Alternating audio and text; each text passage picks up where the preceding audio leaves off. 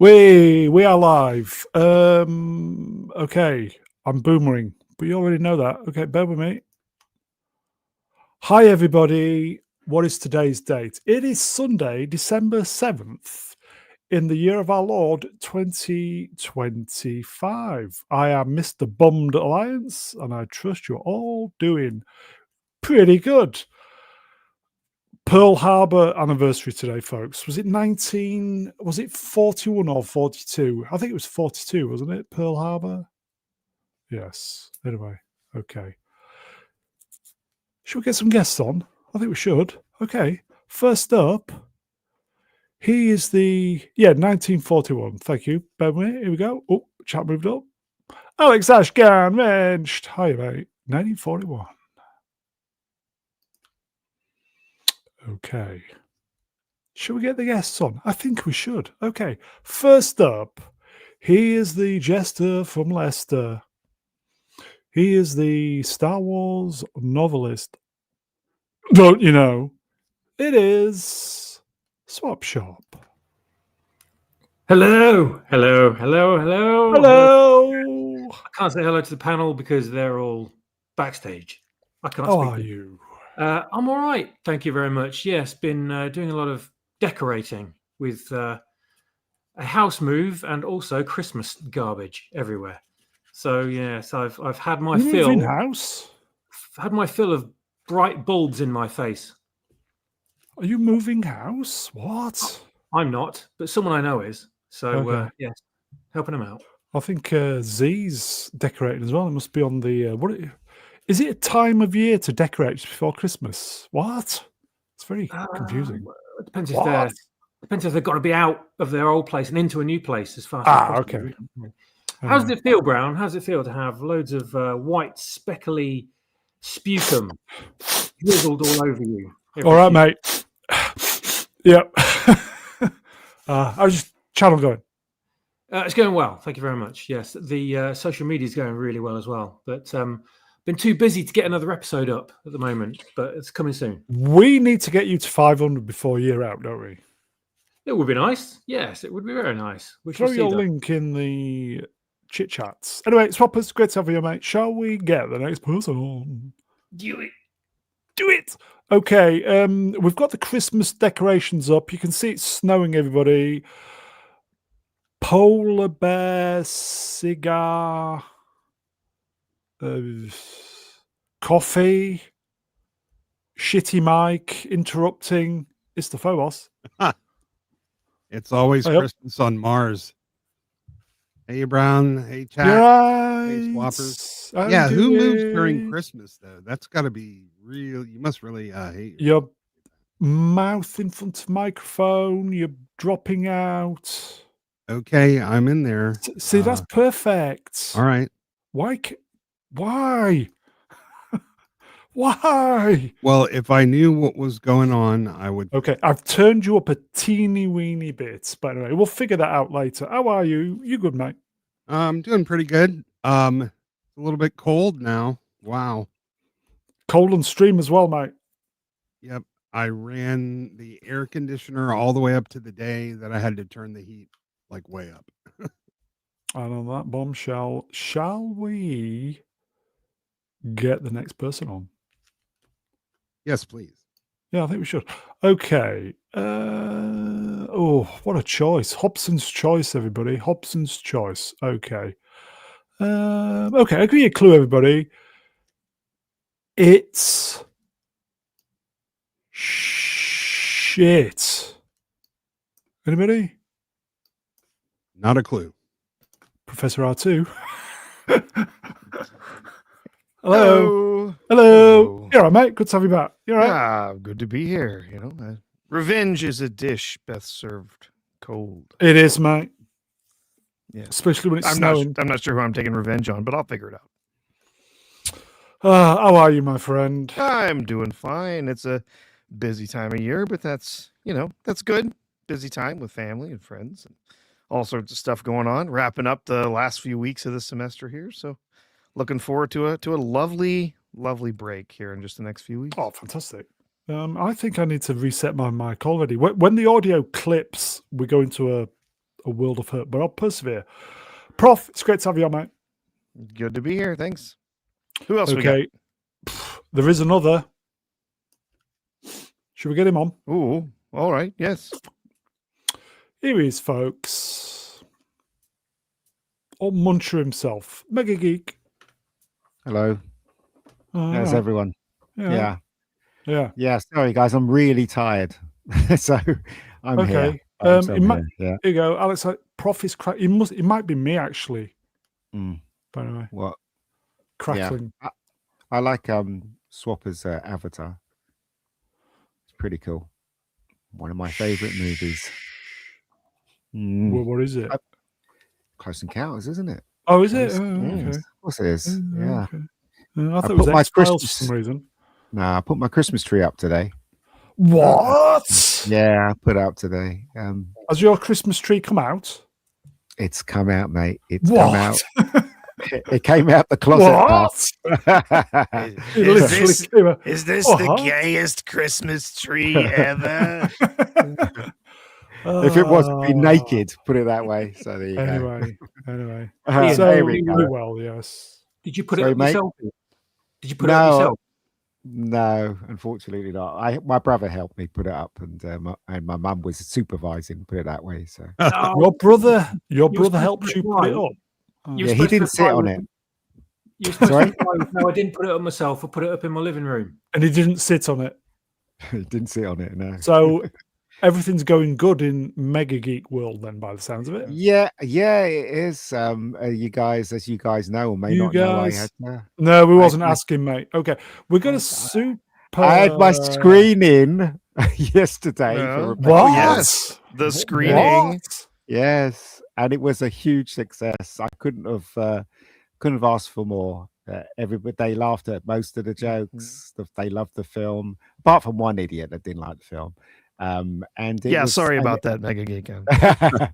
there was only 2 seats left. The auditorium was full. Really? And Fantastic. yeah, it was a great day for me and the actors. And what's interesting is that, you know, when I was working with some of the actors, they were kind of a bit abrupt because they didn't understand what's going on. I love premieres because when they see the end result, they suck up. so What? they suck up because they realize that I knew what I was doing. Not all of them, just a few of them. Okay, I'm just Who- going to say Quite we got a message on screen from a legend of the channel, Side Effect Numbers Wrenched. Suck it up, everybody, because it'll be the last you get for a while. This is Mega's happy voice. No, I'm just tired. That's all. I also Garbage. I'd never, I don't know if you guys know Garbage. He was there first time The I what? met. Garbage? Yeah. What, the band? You mean the Shirley Manson band? No, a guy that's like us who have names that you never see his face. Never heard of him. Okay. Never He's heard one of that put some money into the film, but he turned Oh. up and he was really nice guy. Yeah. You know what, Ian? What? On a personal level, Mm. congratulations. It's been a Oh, thank long you. road. It has, You yeah. deserve it. Let's hope, Yeah, the next something level, happens with it. Yeah, to the next level. Yeah. Yeah, Fingers crossed. I cannot believe what you made on the budget of one Disney catering table for one day on Yeah, one of one- your shitty One shows. days. You made One days. all of that. It's phenomenal, man. You should be very proud. Yeah, I am, and as I said, a lot of people.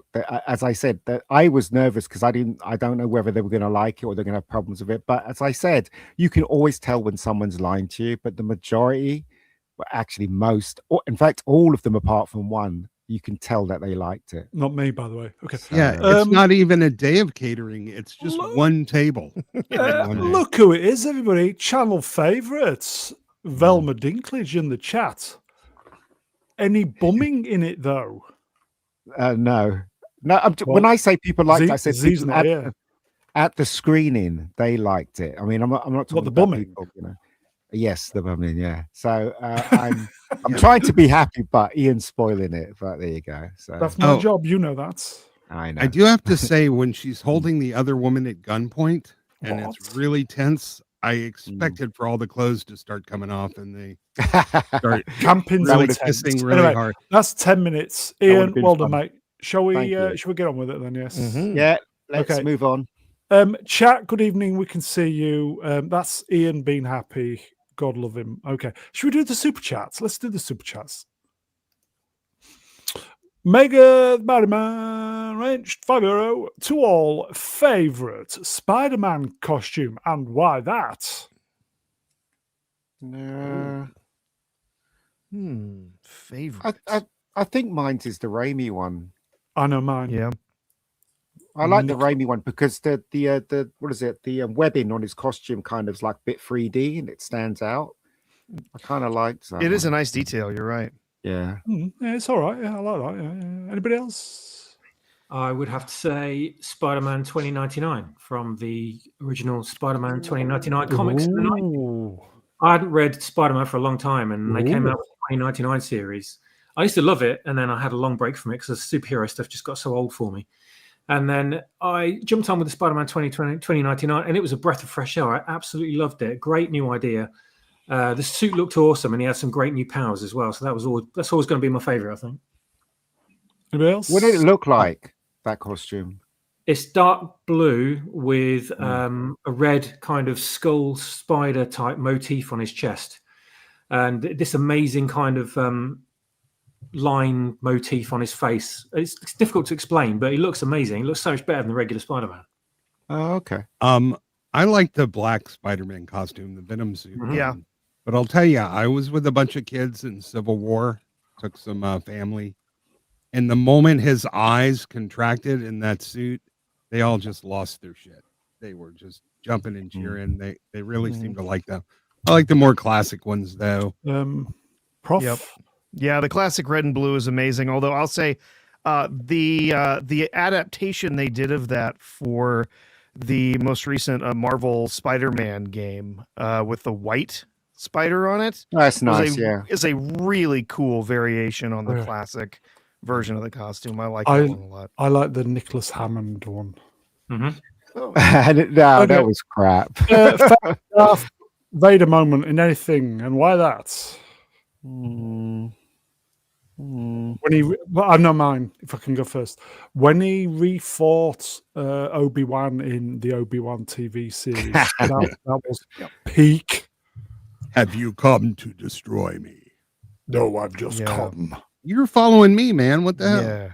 That time when he set Obi-Wan on fire and then there was fire, so he didn't chase Obi-Wan, even though he could just put the fire out and chase him. But yeah. Okay. Anybody That else then? series was so Yeah. goddamn terrible. I have a real one. I think it's apology accepted, Captain Need. Yeah, that's a good one. Yeah. Of course, you're the connoisseur. Go on. I Sorry. really like the bit where he's fighting Luke on that thing where Luke falls off. I love that stuff. I think that whole scene with him and Luke, I think it was absolute because you in the first one, you were introduced to him and you saw a bit what he could do, but in the second film, you could see the full extent of his power. Do you know what I mean? So I just think all Empire that scene Strikes was Back. great. What a Empire what a Strikes film. Back. What Yeah. a film. Yeah. Go Swappers. Oh, don't expect me to choose one between all of them. I mean, God, there's too many. I always loved the way that James Earl Jones's voice sounded when he says, "There'll be no one to stop us this time." Yeah. Okay. Didn't they edit some of what he said during the Empire Special Edition? I think there's a video as well on the Twit Twats today with Dave Prowse's original voice when they were shooting. Okay. One more. The internet update plays Wrench Rospot, £5. Thank you, my friend. Mega Geek is proof that if you give someone a huge budget, they do good work. But if you give someone no budget, they can do great work. Nice. Nice. Okay. Let's get on with it then. Cheers, my friend. Should we get on with it then? Let me get rid of that boomerang, obviously. Okay. I am boomerang. Sorry. 3 Kirk units. Musings 3/11. Today's date. Please like, share, subscribe. See if we can get 100 likes in the thumbs up. Leave a comment afterwards, folks. Leave a comment. Share with your friends. You know what you need to do. Okay. Is this still on? Pluribus. I'm out. Yes. It's on. Still on. Oh, okay. Kirk Unit. Okay, so who's I've seen it. Yep. go on then, Prof. Yeah. I'm seeing. I'm still watching it. I'm liking it more and more. I'm really interested to see where they're going to be taking this. They keep opening it up, to open up the story just a little bit more, opening up the mystery of what's happening with this consciousness that's, throughout the world, and what's happening with the individuals here. And I'm enjoying it. I'm curious where they're going to go with this to finish out the season. I don't know how many spoilers we want to do here, but I guessed the twist at the end of last week. She's looking on, in a freezer. She's looking around. There's lots of frozen foods and stuff that are all stuffed in this freezer, and she looks underneath some tarps, and she's just kind of looking at it. And then after staring at it for a little bit, she has a really huge reaction. And I was right that it's people. But she didn't know it was people right away because it was bits and pieces of people, which is exactly what ended up happening. And then they fess up to it, and they're like, "Yeah, well, we have to have human protein." This I think is where they're going very interestingly with this story, is that we caught early on that this consciousness, they're not allowed. They can't take life, and we've seen how far that goes now. Because one thing I asked was, well, what does that mean? Can they kill plants? Can they kill bacteria? Like what what are they allowed to do? What are they not allowed to do? And apparently it does go that far. They will not harvest plants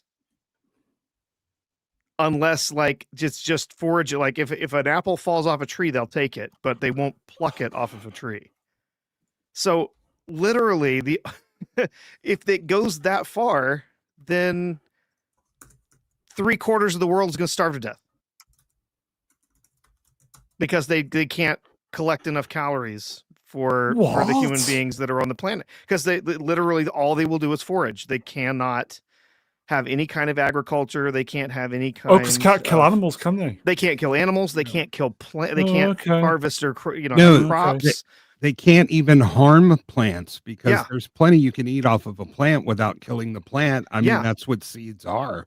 And so, but they have to wait for them to fall off naturally, and then they can eat it. Yeah, and the next thing I think is going to happen is there's going to be rampant disease, because they're not going to allow themselves to kill bacteria or viruses.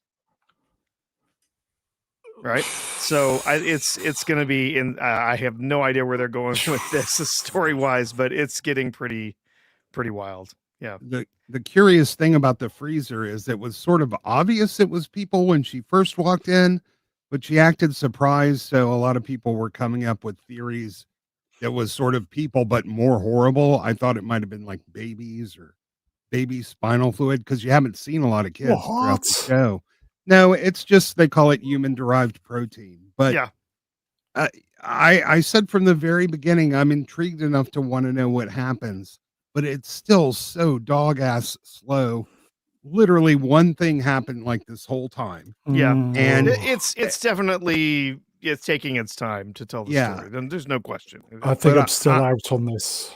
Yeah. I'm watching it with the fast forward button right on hand, and I just, that's not the point of watching a program, though, with fast forward on standby. That's not the point. I'm aware, but if you think back to how many of these sort of visual interludes they had with Better Call Saul and Breaking Bad, there was a lot of that too. They'll follow a bug through the desert for 5 minutes, and you're just like wondering what the hell's going on. But in this particular instance, it doesn't work as well. But like I said, I mean, if I had to watch it straight up, I probably would have given up. But I Okay, am still intrigued. But there's a lot that Drew- doesn't make sense. There you go. Drew Gordon Wrench was for hello, Drew. The John Cena cameo. What? Yeah. At one point, they because they're sending her videos to talk to her. They will not talk to her directly anymore because of the pressure that she put on them to tell her about how to reverse the joining. And so now they won't talk to her. She can only leave voice messages, and they'll only send her back voice messages and videos and stuff. In fact, when in this episode, she goes to visit one of the other survivors in Vegas, and the entire town leaves because they won't be around her. So everyone leaves. And of course, that pisses him off because he's living the life with thousands of these people around him. Yeah, he's who are basically got a puppets. harem. Yeah. And it's a stage show. He's acting out a James Bond fantasy in the casino, and they're all. But here's the thing: John Cena gets on and he explains the human-derived protein. He's like, "Hi, it's John Cena. I'm here to describe to you why and how we eat people." But I kept expecting him to apologize to China again, so it was. There you go, John Z. Rachel. It's a war on common sense. Once you get people to believe 2 + 2 = 5, they will believe anything and let you use the restroom you want. Yeah. There is an interesting anti-sustainability message in this show, though. There is, but there's also there's the idea also of taking particular ideologies way too far. Okay. Like what's the logical end of this, right? If you won't eat, you won't eat this. Okay, so you won't eat that. Okay, so is it okay to do this? Is it okay to do that? And then the entire population of the planet dies. The stars, it is a bit anti-vegan, which I find a little okay. humorous. Okay, I'm gonna stick my neck out here and say that Vince Gilligan should have instead of this. Fair play, he had to go at something new. He should have done Jesse Pinkman living in Alaska. Just saying. Well, I think if you had somebody working with him that could maybe rein in some of his more self-indulgent tendencies. Yeah. I don't think I'm going to watch this. Yeah, I still think that perhaps this would be a bit more of an enjoyable story if the central character wasn't so miserable and unlikable. It would be a lot easier to just like this channel. I think this is too high concept even for me. Yes. And the fact that none of the other 12 people seem really interested at all in sort of fixing what's done. Okay. It's sort of a sad commentary on, most people, honestly. Okay. Well, we've spent 10 minutes on that, and I kind of get the feeling that's 10 minutes too long. Play with us, everybody. Okay. Welcome to Derry. Anyone? Yeah, I'm watching it. It's just you and I, isn't it? Yep. Go on. This last one, it was just sort of, it wasn't bad, but what they're setting up, I think it might be very uncomfortable and more sort of racism doubling down on for the next. Really? Yeah, because they have all the white people surrounding the bar, and they're going to go in. They're convinced that the girl's father did all the killings, and they gathered up a lynch mob. What? Bad father trope. Yeah, and you know what? He's an actually really good dad and a really good guy, and he made the mistake of getting involved with somebody else, which is why he can't properly face his defense. But I don't know. I still like the military parts of it, but man, it just like if this was 15 years ago where I didn't hear racism every single day, I know. all the time. Yeah, but this is actually more enjoyable. This is actually genuine, isn't it? So now that there's something that's genuine, we just feel like we've had our heads battered far too long with all the shit. Yeah. Yeah, there's some interesting things going on with the kids, but I can't help but feel, even though we have this alien interdimensional fear monster that will rip you to shreds a lot, the real monster is racism. and bad dad. Oh yeah, when he hits his kid, that's just Okay, genuinely though, I am still enjoying this. It's far better than a lot of the stuff we've had of late. Would well, you it's agree? well made. It still looks Yeah. good. Um, but I think I would prefer more of a sort of a pure military sci-fi horror. We're getting way too Yeah, much I know. social commentary in Yeah, here. I know. I love stuff like that. Okay, Like The Mist. it's still worth watching. Yes. I'm borderline. I'm still keeping up with it. Really? But I'll tell you what, I get to watch Landman right next to it, and the comparison of the two shows just makes me realize, yeah, I still think. Okay, I'm gonna say, folks, I'm still enjoying it. But what parts of this are you finding so compelling? Not compelling. I'm just enjoying the story. You're right. It is well made. I'm kind of looking past the racism stuff because, yeah, as I said, I knew it happened in that time period, etc., etc. So I'm. How many episodes are we in now? Is it 6? Yeah, with all the flashbacks and the fact that her mother looks like she's actually screwing Pennywise, that was a little too far for me. Like, You know that is, don't you? That's Madeline Stowe. Do you remember the yeah. hottie from the 80s and 90s? Oh yeah, Stakeout. And Yep. she was definitely a solid one. Yep. But there's a little confusion about who the mother is and then who the grandmother is. But like the last time they did a flashback scene, it was really well connected with the present narrative. This one, not so much. I don't know. I just feel like it's losing narrative cohesion. Okay, maybe Like, the for same me, the towards the story end of the is, series. yeah. I don't know. Okay. But it's time to bring the clown out, man. There's not that many more left. We Bring need out to the see clown. some. We need to Okay. see some fucked up. It's clown. just us Yeah. two, yes. Nobody else, yes. Okay. Should we start? Should we move on then, mate? Yes. Let's Where are move we on. moving to? This was out this week. I didn't even know about this. I was given this. Anybody watch Spartacus? House of Usher? This is like a messed up alternative woke history of Rome. I have zero interest in this. It's all about strong women gladiators, all about shit that never happened for 800, Alex. It's very violent. There's tits and ass and willies. Okay, well, oh, damn. You ruined it. What else? Yeah, lots of swearing. Some good actors in it. I don't know if this is pure genius or complete parody, this program. The verdict is out on it. But yeah, it's very bloody and the special effects are the gore effects are top dollar. But anyway. Well, what they're trying to get the men back without changing the thing that chased men away.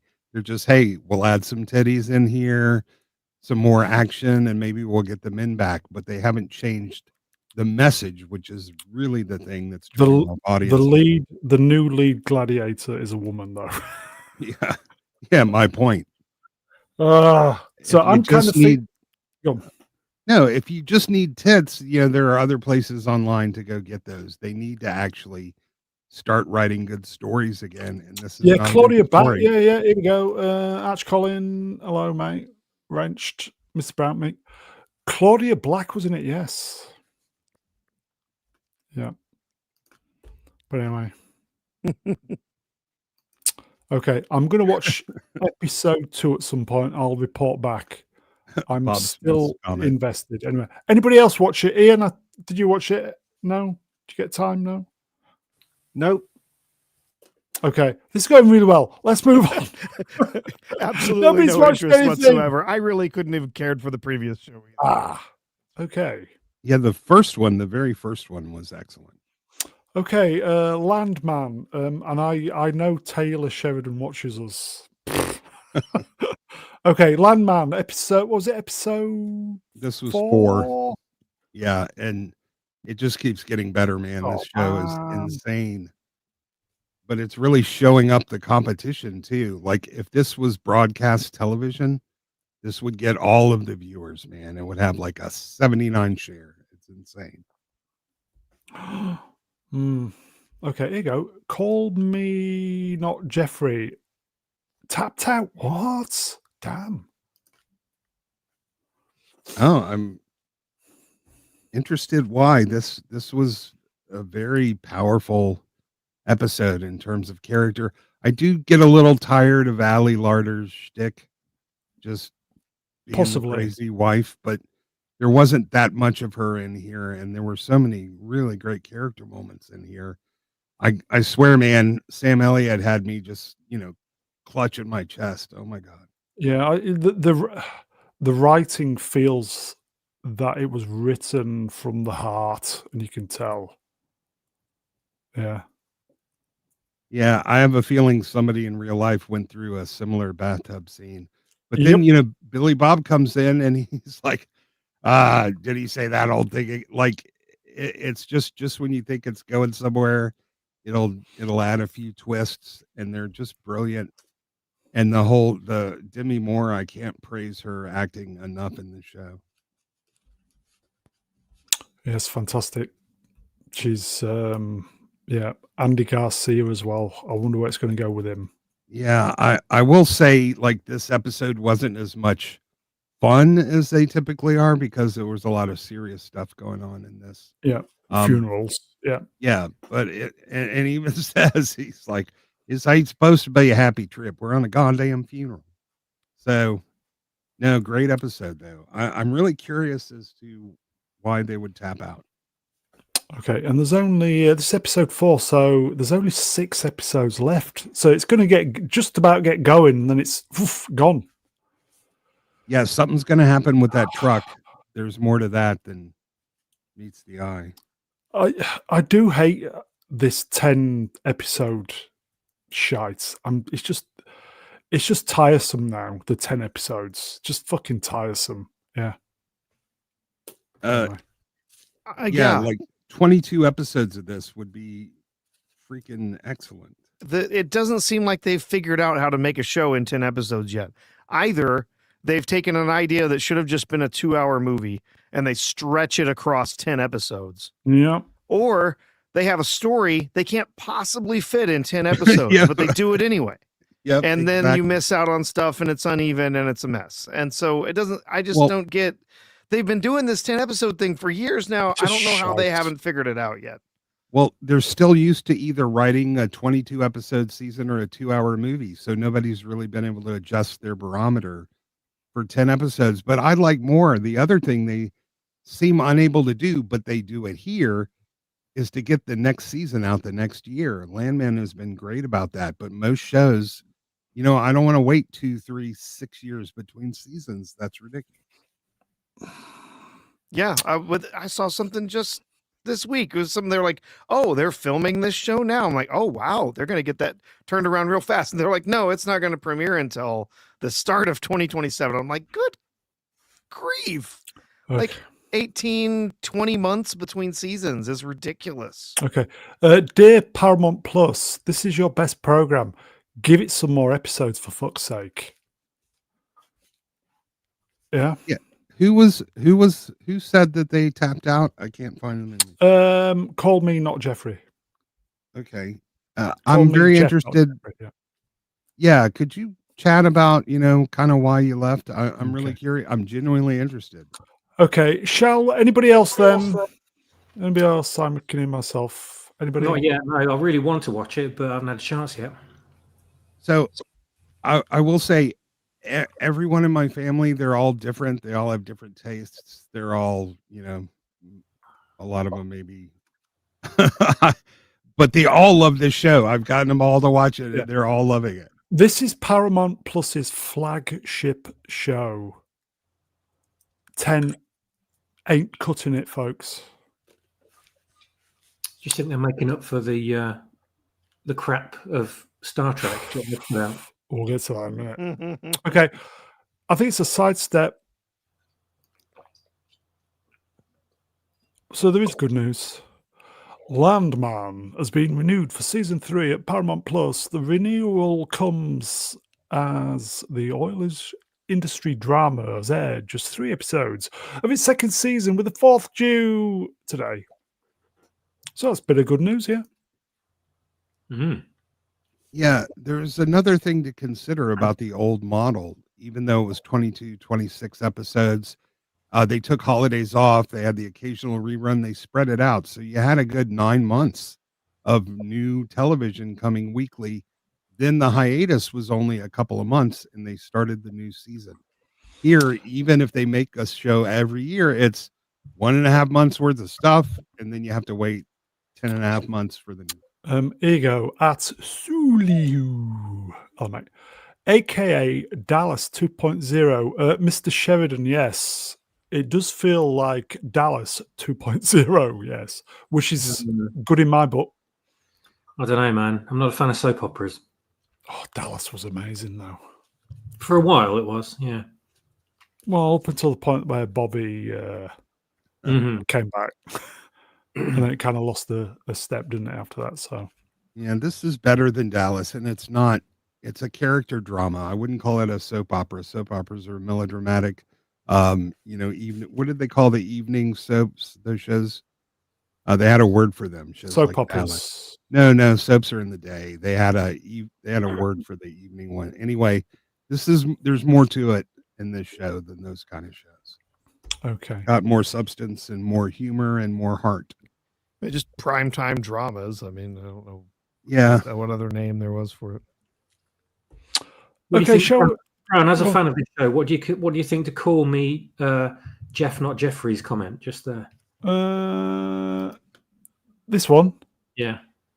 Honestly, Dallas was better. It wasn't great, but it wasn't only created to make men shown as simp and cooks. Yeah, but it's a different era, though, wasn't it? When men were men. Yeah. Different era, you know? Men are still men. Oh, okay. Hollywood is trying to make us think that we should be like that, but it's bollocks, basically. We'll always be like the way we are because of nature. And you can't really change nature, so fuck them. Well, I don't know. They're trying their best with all the shit they put in. Yeah. Yeah. That's Hollywood's main agenda is to alter human nature. But primetime soaps is what they use to describe Dallas Dynasty. Not so all that. That's what Falcon Crest. Oh, here you go, folks. Fat Lobber numbers range for a spot. Not as good as Folk. I think Falcon Crest was better than Dallas, and that's sticking my neck out. Falcon Crest was really fucking good. Was Falcon Crest was the spin-off, wasn't it, of Dallas? Wasn't it? No, this Knots Landing was the spin-off. Oh, Knots Landing, of course. Sorry. Yeah. Got those mixed up. Yeah, this show isn't a primetime soap. It's more than that, although it does have some overly dramatic elements. Okay. Shall we move on then? That's Landman, everybody. Still enjoying it? Okay, so this is the biggie this week. Today, Netflix announced our acquisition of Warner Brothers. Together, we'll define the next century of storytelling, creating an extraordinary entertainment offering for audiences everywhere, especially if you're sat on your couch. I made that up. I think this is a really horrible thing that's happening to the entertainment world. I think the tech bots are coming in and they're redefining what entertainment is. Going against nature of real entertainment. And they want they want the next generation to accept this kind of slop. I thank God I'm going to be dead in the next 30 years and not witness this crap that's going to be, engulfing entertainment going forward. Ian's cheered That's up just everybody. Me, right? No, but that's just cheered up everybody. it might reach a singularity point, Ian, where it gets so bad that everyone just rejects it, and everyone wants cinemas back. And then all the kids are like, what they're doing at the moment is all going back to vinyl and tapes and things. And they're going, no, fuck this, we want cinemas like our parents used to have. And then suddenly the cinemas will open again and it's better than ever. And then you're dead in the ground going, oh, bollocks. Well, no, I don't think that is right. Just a couple of examples, like if say for instance Spielberg made a film and it was on Netflix, the chances of you sitting down watching it till the end without getting up, without going for a piss, without going for a coffee, without pausing it is very remote. And that watching it in the theater. Yeah, so watching it in the theater is different. Watching it in the theater is a communal experience, and that's what they're trying to get rid of. The only reason why Netflix puts movies in the theater is to get nominated for awards. Yeah. So if you think Netflix is shit now, wait until they're the only game in town. Yeah. Well, they are. That's what they're planning to do, aren't they? They're the only game in town. That's what they're doing. Yep. It's a massive, massive acquisition, and it is going to be positively devastating for theaters. Netflix can say all they want about, oh no, we're still going to put movies out.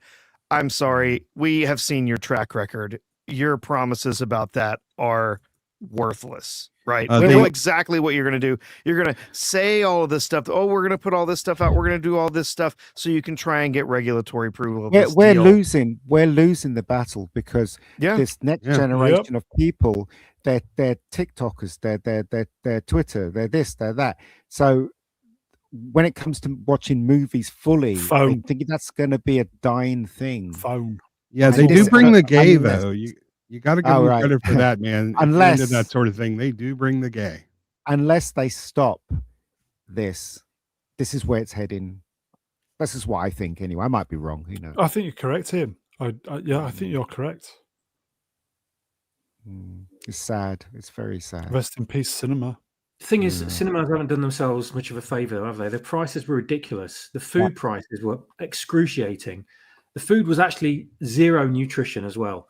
I mean, admittedly, there were places to eat around cinemas that sort of popped up and that you could go instead. But, you went to a cinema and you think, no, I'm not going to have anything to eat. I'm just going in to watch the film. And then you see all the goods on offer and you go, oh, maybe just a packet of M&Ms. Oh, maybe a hot dog. Oh, maybe a bucket of popcorn with that. Maybe a drink. Maybe another drink. And then, some ice cream. Before you know it, you're walking in there with a shopping trolley full of all your stuff that you bought and pigging down on it all, getting it all down your front. And then, watching the film, and then you come out and look at your bank statement, and you spent 200 quid, right? Yeah. And you think, hang on. I used to be able to go to the cinema for £5 at a time to watch a movie at any time of the week, really enjoy myself. And now the films cost exactly the same as it costs to buy a Blu-ray for one sitting.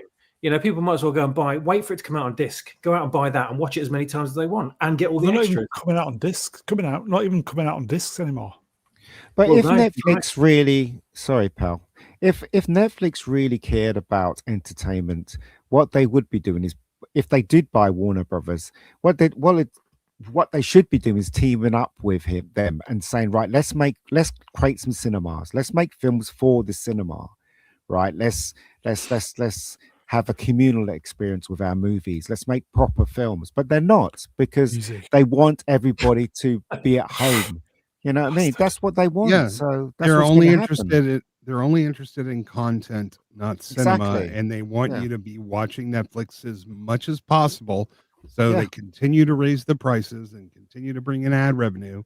And when they're the only game in town left, you're going to be begging for the days of cable to come back. Yeah, but the thing is, though, they can do it. They can, because they've got billions. They can literally create some new cinemas, bring the price down. They can monopolize that. But they're not. But that's for some reason they're not. Yeah, because that's not what they're interested in. That's not their objectives, and they're certainly, it does seem that way, doesn't it? We are their product. They just need to create the bait to keep us around. Their product is our eyeballs. It's not cinema. That's how they view it. The tech industry ruins every other industry that it gets involved with. It ruined the cab driver industry. Here you go, folks. Punchable Face Wrenched. £7 for popcorn. They can get booked. Well, for £7. What? Yeah. Is that much it is now? 15 quid for a movie ticket on top of that, and then another fiver for a large drink. It's Well, probably the same if you get the content cinema for a card, regular smoothie. the cinema card gives you good value. If you Yeah. That's if stuff you to go watch, regularly. there's nothing to watch. And Exactly. Netflix loves shitty theatrical experiences and high ticket prices because that makes you more likely Mhm. to be at home watching Netflix on your couch. Yeah, Yeah. before lockdown, I had the cinema card, and I would go to the cinema a Mm. couple of times a Same week here. because there was Same something here. on I the mean, way yeah, home from work. Jobs I are mean, good and paid for when itself. we were young, Brown, when we were young, you know, Slayer Raid. honestly, there was a good Welcome, selection of Slayers. films pretty much every week to go and watch, and you think, yeah, it's worth it buying a card because you've Yeah. got, oh, I want to see that one next. Oh, before you know it, you've got your money's worth. But these Plus days, money off food as well. yeah, exactly, yeah. But these days, there's just nothing. It's not worth doing it. You might go out and get a card, watch one movie for the entire amount of money you're spending for that monthly subscription, and just think, oh bollocks, and just cancel it. I mean, personally, I can't speak for everyone else, but I've only been a Netflix member during the trial period and then cancelled it afterwards. The Yeah. free trial period, and that was when Daredevil season 1 and 2 came out. And I've never wanted to watch anything else on it since. Oh, maybe Come out, Jessica Jones, what? maybe Jessica Jones as well. But after that, I had no interest at all. I mean, if I really desperately want to get something, I'll sail the high seas. And Netflix is never going to get me as a member ever, and I can't be the only one. Yeah, it's going Another- around. Yeah, another thing that Netflix specifically was saying was, oh, they really want to get rid of the exclusivity window in theaters too. They think that's a problem. So We'll they get to wanna that in a fix minute. that. Yeah. Get to that in a minute. There you go. Quick super chat. Fat Lobber, blah, blah, blah. Wrench will spot 2 poons. Yes, Broom pays 3 quid for his theatrical. Yes, Who's the guy that runs Netflix? thank you, my friend. Anybody? Who's the guy that Sarandos? runs it? Okay, we'll sidestep. Yeah, Ted Sarandos. Rust in Peace brought up all of the debt that Warner Brothers has, and it's likely they're going to spin that debt off into their broadcast division and shut it down and get full Is price for what they're selling to Netflix. Are they paying about 67 bill cash? No, it's more like maybe in quid. It's like There you go. 83 billion. Netflix co-CEO Ted Sarandos has made a statement on buying Warner Bros. Our mission has always been to entertain the world by combining Warner. It's the snow. By combining Warner Bros. Incredible library of shows and movies, from timeless classics like Casablanca and Citizen Kane to modern favorites like Harry Potter and Friends. With our culture-defining titles like Stranger Things, really, K-pop Demon Hunters and Squid Game, we'll be able to do that even better. Together, we can give audiences more of what That's they bollocks. It's Yeah, bollocks. they'll The reason say why anything. they're buying Warner Bros. Is to get all those titles. So it's Yep. on Netflix. So Yep. the only place you can watch Harry Potter is on catalog. Netflix. The only place you can watch Dirty Harry's on Netflix. Back The only catalog, place you can yes. watch, that's why they're doing it. If they really cared, they would be making cinemas and making films for the cinema, and then it will go to Netflix. They've lost their way. They started off with the best intentions, Netflix, and now they've lost their way because of money. Yeah, and just wait. They're doing for the Disney, aren't they? They're just asset Yeah. stripping. And just wait for the Citizen Kane television show starring women and the Casablanca TV show starring lesbian space. Oh, well, it's Which not is- that bad then. He should have mentioned about destroying cultural properties that everybody loves. That would be more accurate. Plus, they'll say anything, but once they get the merger done, they can do whatever they want. So It this doesn't is- matter what this is- promises they made. This is Disney then, yeah? Disney Mark II. Well, they're not. I mean, I don't know. Some shows are woke and some shows aren't. It's really hard to figure out what Netflix is all about. I tell you what, I think Netflix is about destroying the culture that we love, destroying what we, the cinema stuff that we love. All of All it. these big Yeah. platforms are, though, aren't they? Yeah. Mhm. Yeah. It's a shame. Wrenched. Netflix set to remake Casablanca, but with Zendaya and Jada Pinkett Smith as the 2 female leads. Now, Yeah, I'd I watch think- that. I think it And this- depends on the people that they hire to make the stuff. Like there's some good stuff on Netflix, but you know, As and then a- there's some woke stuff on Netflix, you know, depends, Yeah, I guess. as a percentage of their output, the good stuff is actually really small, and most of the Mm, stuff is just, mid to crappy content. mm. And then the real woke stuff is bad too. I think in this case, the WB is the historical company. It's the one that's so entwined with the culture, unlike Yes. Disney, which was the sort. So this is just going to be eaten up by Netflix. And again, every other industry tech steps its foot into, it ends up destroying, and it's going to be no different here. The truth is that no company, no film company in Hollywood, in fact, no company in the world knows what the audience really wants. When something hits, and it could be by accident or by anything, they decide to copy it, and that's what they've been doing for the rest. As far as I can understand, that's what Hollywood has been doing. Netflix now, I get the feeling they just want to destroy the communal aspect of watching movies. That's what I think. There's something bigger happening here. I just can't put my finger on it. Don't know And Yeah, what you well, guys think. government. I mean, the UK government's trying to destroy communal, not entertainment, but the communal aspect of society by Experiences. by increasing prices in pubs and banning smoking and doing all these other things that are forcing people out of pubs. So they kind of want to stop people connecting. And there's this overall, like you say, there's an overall agenda. There's a bigger thing happening.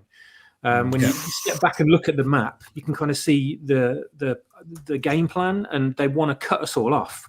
I mean, my life, what used to be like loads of social activities going on, is reduced down to just a few people now over the last 5-6 years. Yep. For numerous reasons, Yeah. and I know I'm not the only one. And Same a here. lot of it to do with people just not bothering to go out because it's a cold night. They don't want to go to the pub. They'd rather stay in, put their slippers on, and watch Netflix or whatever their choice may be. And that's extending through everything now. People don't go out to gigs. People don't go to pubs. People don't go out to restaurants. Pubs have closed down massively since 2008 when the pubs were good. everywhere. And it's gone from like Yeah. 20 pubs in Yeah. the town where I live down to about 8 now, because If You you know- are isolated, you are easier to Yep. control. yeah. Yes. And don't forget, Netflix is all algorithmically driven, and that can be manipulated. But no algorithm in the world would have given us Casablanca or Citizen Kane, Exactly. or The Dark Knight. All of the Star Wars, even those things we love, were created War of by Stars. artists, not algorithms. In a way, it's even worse than AI because Okay. it I can was be manipulated. I was watching Trigonometry the other day, and they were on about this.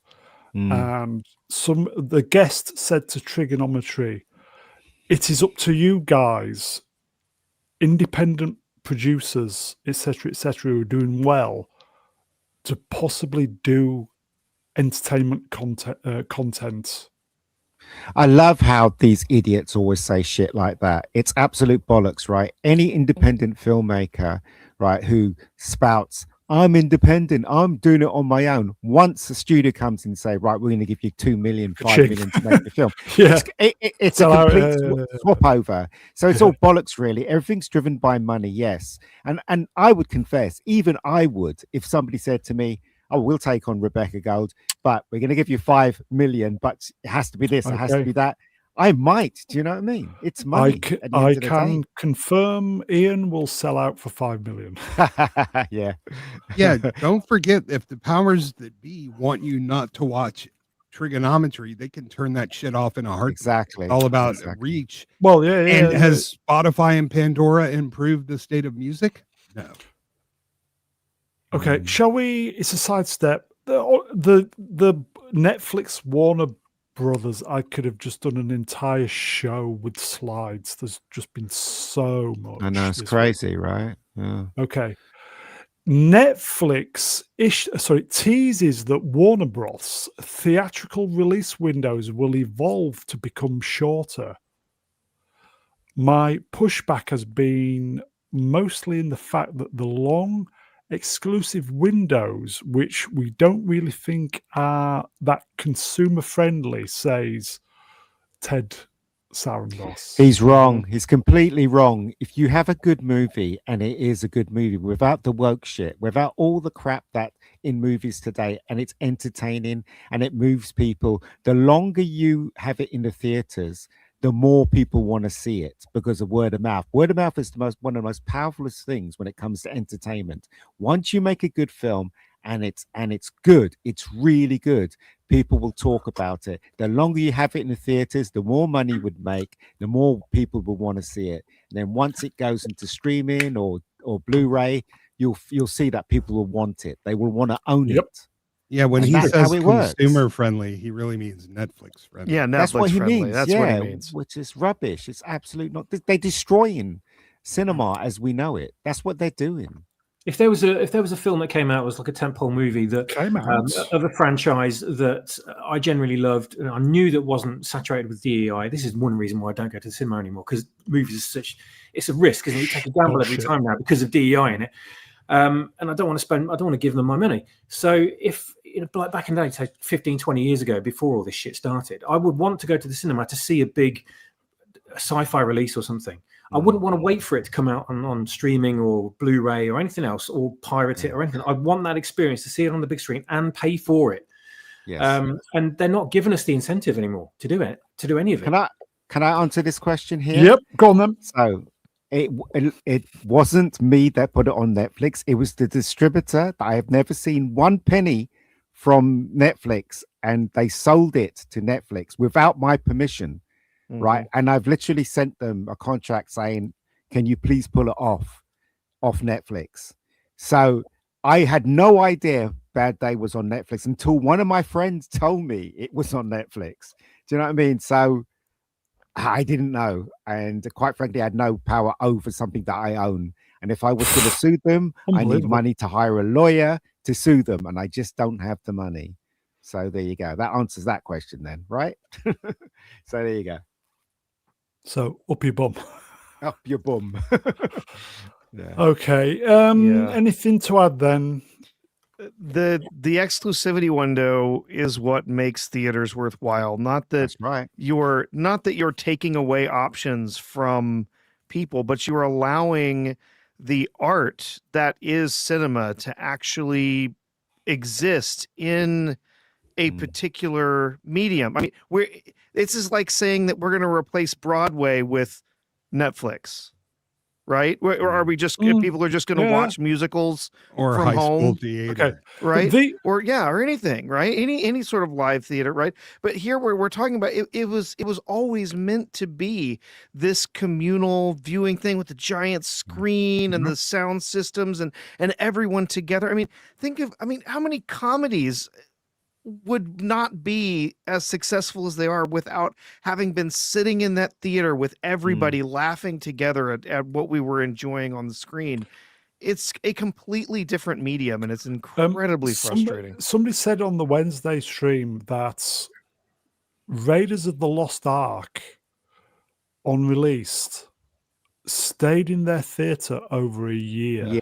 Yeah. It stayed in the theater in London for over a year as well when it was first released. Having to wait 6 to 9 months for it to be released on physical media as well was just You see, they can't help themselves. So say for instance, a film just as good as Raiders of the Lost Ark got released now. The best thing to do for it is to leave it in the cinema for a long time, not have any clips on YouTube whatsoever. None, 2 weeks it'll be on streaming. Yeah, no It's trailer. crazy. Well, maybe a trailer. Yeah. I just don't understand the business model. Why have it on streaming within 2 weeks? Why don't you just leave it in the theaters? It's just crazy. Because then Netflix doesn't get all the money. The theaters get some of that money. If Netflix made cinemas, right, and did it the proper way, they will be making money off the cinemas, off the screenings, and then more money when it goes stream. Okay, and more money if they had Blu-rays and 4Ks of the film. That's how it worked before, and I'm pretty sure it could work now. Maybe Netflix need to own a chain of cinemas. That's then what I was wondering if it would go that way. Not if they care, if they legal care, in the they US. don't care, which it seems like they don't care. They'll be doing this shit. But if they cared, they'll be buying all the cinemas across America, or the majority of them, and then getting those films out there. They're quids in, be making money in the cinema. Yeah, but that's expenditure, though, isn't it? It doesn't matter. They've been spending money left, right, and center for what? Do you know what I mean? It's not going to be. It's not going to hurt them There if you they go. spend more money. Yeah, on Sword cinemas. is coming in with a doozy. Mm. Sword in the Storm, right? Oh mate, just cancel all streaming subscriptions. Yeah. Yeah, but Fair enough. people can't see what we can see, though. That's the thing, Sure and that's can. why so many people are still with Netflix and Disney. It's because you they're know? True. The glued majority of to the people are just walking mobiles. blind into it, aren't they? Yeah, yeah, They're you just know? glued to the blue light of their mobile. That's the problem. Yeah, There is but that. if That's the addiction. I want the to same, reiterate what Professor said quickly is Yeah, go about on. the whole communal experience of being in the cinema, Yeah. which is so important to entertainment, or the the roots of entertainment as we know it now. Back then, Very good. it's about the same as we used to enjoy it because of the communal experience, not just the movie. yes, You get a exactly. vibration from everyone else. It's the atmosphere, and it's the exact same as watching a firework display on your own. Why would you go and watch a firework display on your own in a field, a huge firework display with nothing else, no one around you, no one Yeah. going woo or anything like that? You're just on your own, and you go and you sort of clap yourself. You clap up there and they go yay, and then walk off home. That's it. There's no one else enjoying it with you whatsoever. It's purely solo experience. Why would you prefer that over a big crowd around you? if they can try and force us with this forced diversity and all this shit, they can try and force the cinema going experience, make the in the cinema longer. They could try and do that, try and do it better. Do you know what I mean? But they're not. For some reason, they're going this route, which is gonna fuck entertainment right across the board when it comes to movies. Oh, it's all good news, everybody. Ian's good mood is gone. Well, It's only taken an hour. Amelia says, right? Amelia Okay, just says in the chat, it depends on the crowd. And she's mentioned before that she hates the cinema experience because of the arseholes in the theatre. Yeah, with this her. is true. Yes. Yeah. And we don't get that anywhere near as badly as in the States for some reason. I don't know why. It must be just the British personalities just makes us all behave. Also, let me just say, right. Also, right. If they reinforce the law in the cinema, that if people fuck around, they get kicked out. It's like who was the first one to stop people going into seeing films in the middle of a movie was Alfred Hitchcock. When he created Psycho, he made sure that the cinemas would not let anyone in once the film started, and that's how that started. Do you know what I mean? So, and it spread from America right across. That's what they should do: reinforce the law. Yeah. When I used to go raving in the 90s and zeros before mobiles were invented, we would go dance our bollocks off and enjoy the moments. Whereas you see them now at these big events, big raves, and they're just there with the phones. They're just there. It's like you're paying all that money to go see these acts, these DJs. Are you just there with your fucking phone? It's like, what the? Yeah. Well, this is all, honestly, I saw a story last week, or a couple of stories about this actually, that nightclubs all over the country, all over the world are shutting down. Like 5 of them are shutting down a day in the United States. Like they're shutting down like crazy because people are not going out and having these communal experiences anymore. They're not going out and doing anything. Yep. Part of it is just the newer generation not drinking as much. But there's also just this communal aspect of it. And then the women overplayed their hand. They were expecting to keep showing up and having guys buy them drinks all the time. And then people realized that these women were just showing up, getting guys to buy them drinks, and then staring at their phones all night. That reminds me of something I saw in the news recently about a female-only nightclub. I don't know if anyone else saw this. Yeah. Where men weren't allowed in, and it was just women, and the place closed within a week because no one was buying any drinks. I used to DJ back in the day, and running a nightclub is difficult. You just need to make sure wherever the women go, the men will follow. Slightly different now. Why don't they introduce in cinemas now? Why don't they introduce Bluetooth with sound? So you come in with your headphones, log into the Bluetooth of the film, and then have your headphones on where nobody can fuck around with eating crisps, whatever. Solution, isn't it? It's a very simple solution, right? If they believe in cinema, but they don't believe in cinema. Netflix wants to destroy cinema. Okay. There are things you can do to make the cinema experience better for you. Shall we move on Far too much Netflix. Mm. Okay, oh God, was kind of still on it a bit. This is James Gunn because he's shitting himself a bit, isn't he? Oh, this was such a stupid. Okay, care to read it, please, Prof?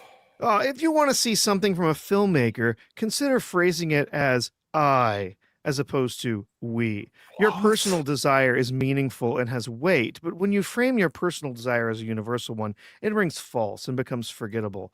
Own what you want. Shut up. What is he talking I about? don't know He's what that saying means. somebody was basically saying people are coming to him and saying, "Hey, we want to see Batman in the gray and blue outfit. Oh, That's what we want to see that." And he says, "Oh well, don't say that. Say I instead." It's such a meaningless argument, really. It's Yeah, just and him in the trying to be a pedant. That's all.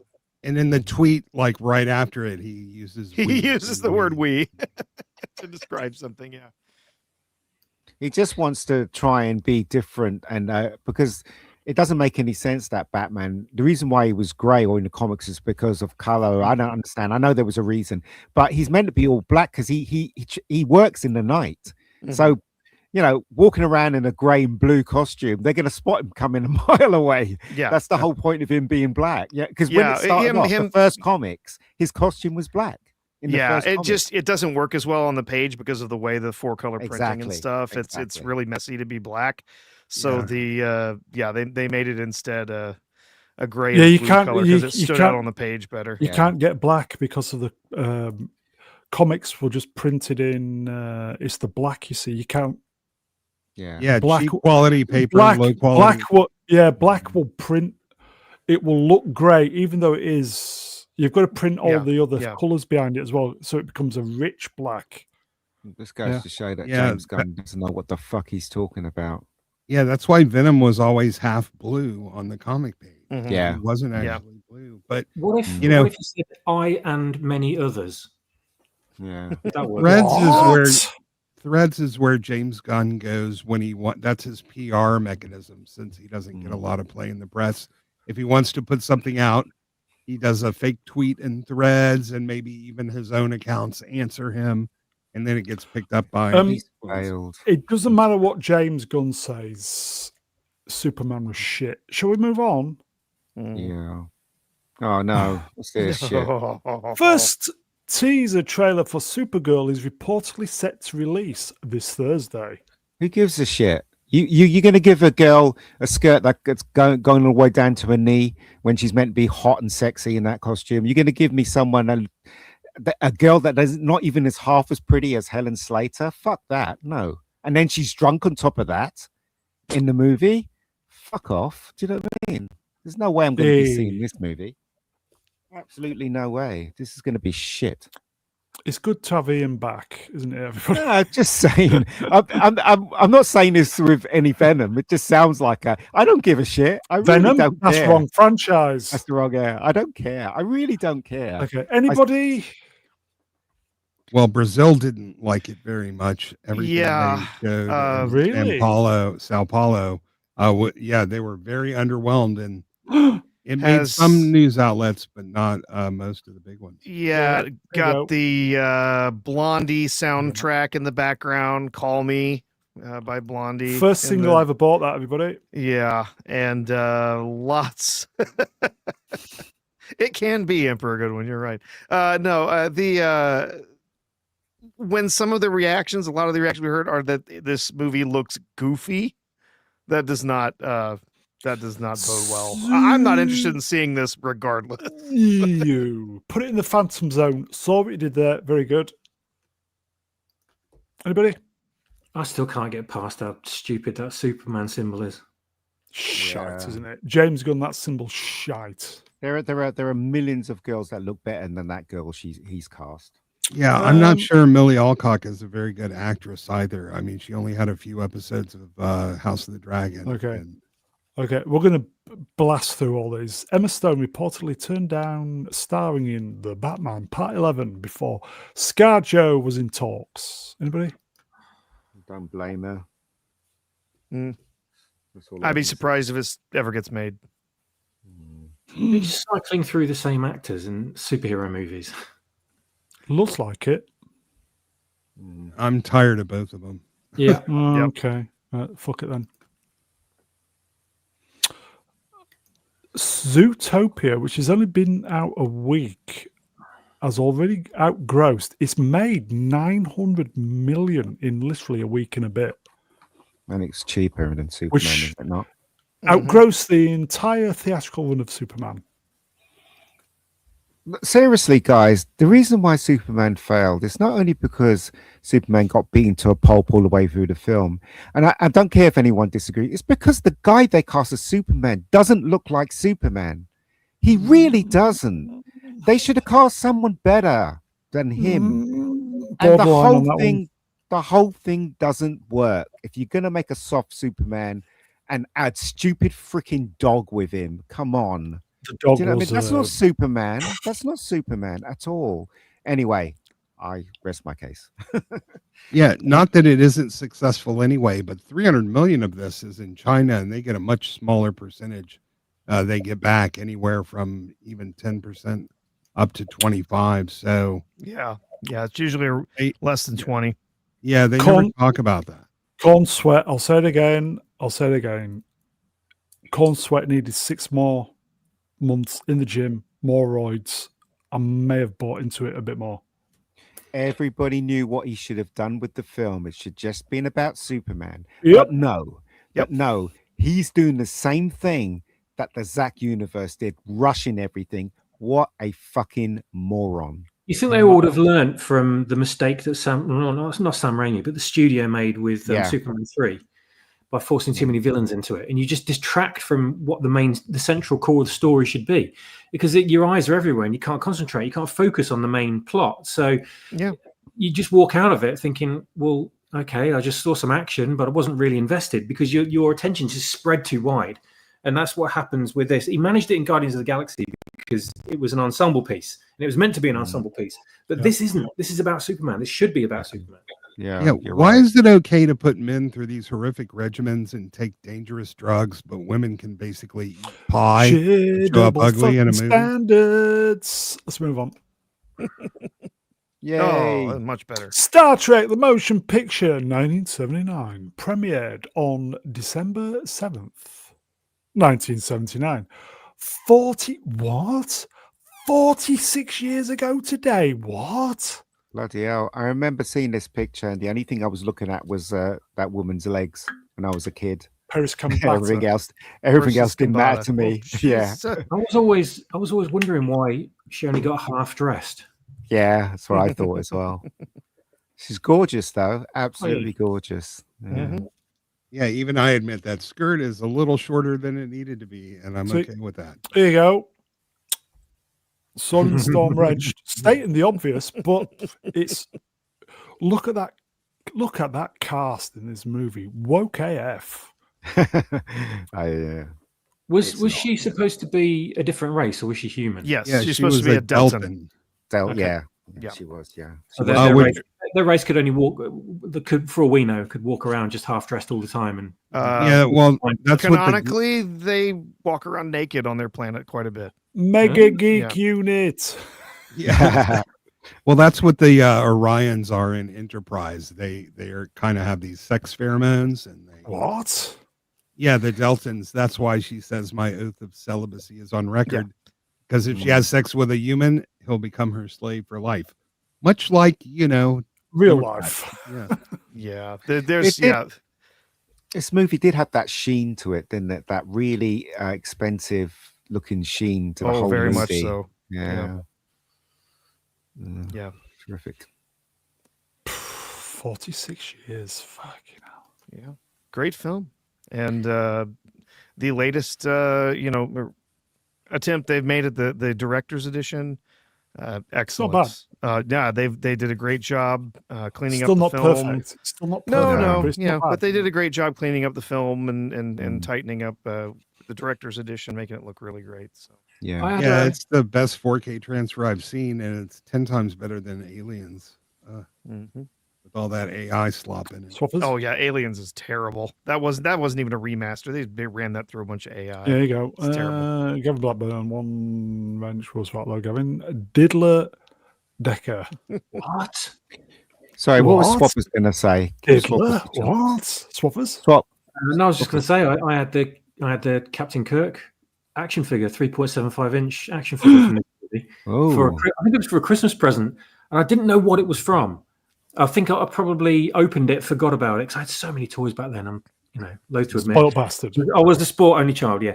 And I was opening and this figure was like just thrown in with all my other figures. And one day I was like lining all my figures up to play with them, and I saw this one that didn't fit. I was thinking, what is he from? It looks familiar. It's not Star Wars, but what's he from? And I had to actually ask some friends, because one of them had, I think it was a Spock figure from this movie. And they went, oh, yeah, I've seen him on the back of the card. It's Captain Kirk. He's got the Captain Kirk figure. So, who bought me this? Who bought me this? I like Star Wars, not Star Trek. Although I did like Star Trek, but still, all my toys were Star Wars. So I don't know why someone bought. It's probably one of those things where relatives turn up at your house and go, oh, he likes action figures. Buy him one of those space ones. What space? One of those things over there. Good, buy him one of those. Amelia, Bedelia Ranchlow, Amelia, Mr. William Shatner's Captain Kirk is my jam. Mine as well. Amazing. Yeah, I did like these costumes, though. I really did. I did too. Yeah. People say they're a bit boring and stuff, but I love that aesthetic. Okay. Oh, have you seen Star Trek 3? What Chekhov is wearing? It's like a baby's costume or something like that. It was terrible. Yeah, it was awful. 8 eyes. Yeah. Okay. Shall we? It's a sidestep and shilling on my part. Who saw this? I went viral today. Here you go. Mr. Brown Alliance, that's me. At William Shatner, Mr. Shatner, December 7th, 1979. Hashtag Star Trek TMP premiered 46 years ago. Thank you for all the years of entertainment you've given us. Live long and prosper. And he replied, only 46 years. Seems like yesterday. I believe in yesterday. I went viral. Yeah, it was 4 wives ago, Mr. Shatner. So he still looks fit, doesn't he, William? I saw a picture of him recently. It was Thanksgiving where he was standing there at a table, and he seemed like he was having the time of his life. So yeah. Listen, Kirk is the best captain. He was awesome, but I have to say, Denny Crane is also an iconic role, and he was fantastic in Boston Legal. Boston Legal. Denny Crane. Danny Crane, yeah. No, he's terrific. Or TJ Hooker. He had problems running TJ Hooker, didn't he? That corset didn't help. Yeah. I love William Shatner. I think he's amazing. Oh, yeah. I was getting messages saying, oh, Shatner retweeted you. Blah, blah. Mr. Shatner has replied to a few of my tweets over the years. And when he does, it's always a good day. So yeah. Well, yeah, fuck off is not a very good tweet. I bet it's really him, like most of these celebrities that have a PR company. Yeah, it might be. It's one of his daughters. It's one of his daughters. Yeah. Here you go. Side effect, legend, wrenched. Yes, somebody said this about the trans rainbow being ahead of the curve. God, they're only saying it now. Back then the rainbow actually was just a rainbow. This was before they stole it. It belonged to everybody. You could say the same thing about Moonwalker by Michael Jackson, couldn't you? Yep. Same thing. Yeah. I did see this image though. Someone had AI animated it. It looked pretty good. Yeah, Dark Side of the Moon isn't woke either. Yeah, here you go. Manuel Grell, wrenched, mate. The person running Mr. Shatner's account retweeted you. Yes, it's probably his daughter. Is it Melanie? That sounds like someone. Yeah, he's got 3, and one of them is named Melanie. May have been him, but that story that guy who plays Data told on that podcast. Remember when he Shatner said something bad to him, and when he met him, or he was on the phone, he's like, I'm really sorry I said that, and knew nothing about it. Knew nothing about it. Yeah, he absolutely knew nothing about it. Okay, here you go. Dommy, numbers, wrench, will spot. From the hip, everybody. Rainbows used to be just rainbows. It's terrible, isn't it, when they corrupt just ordinary things in nature and make it completely abhorrent to everybody. Yeah. Okay, shall we?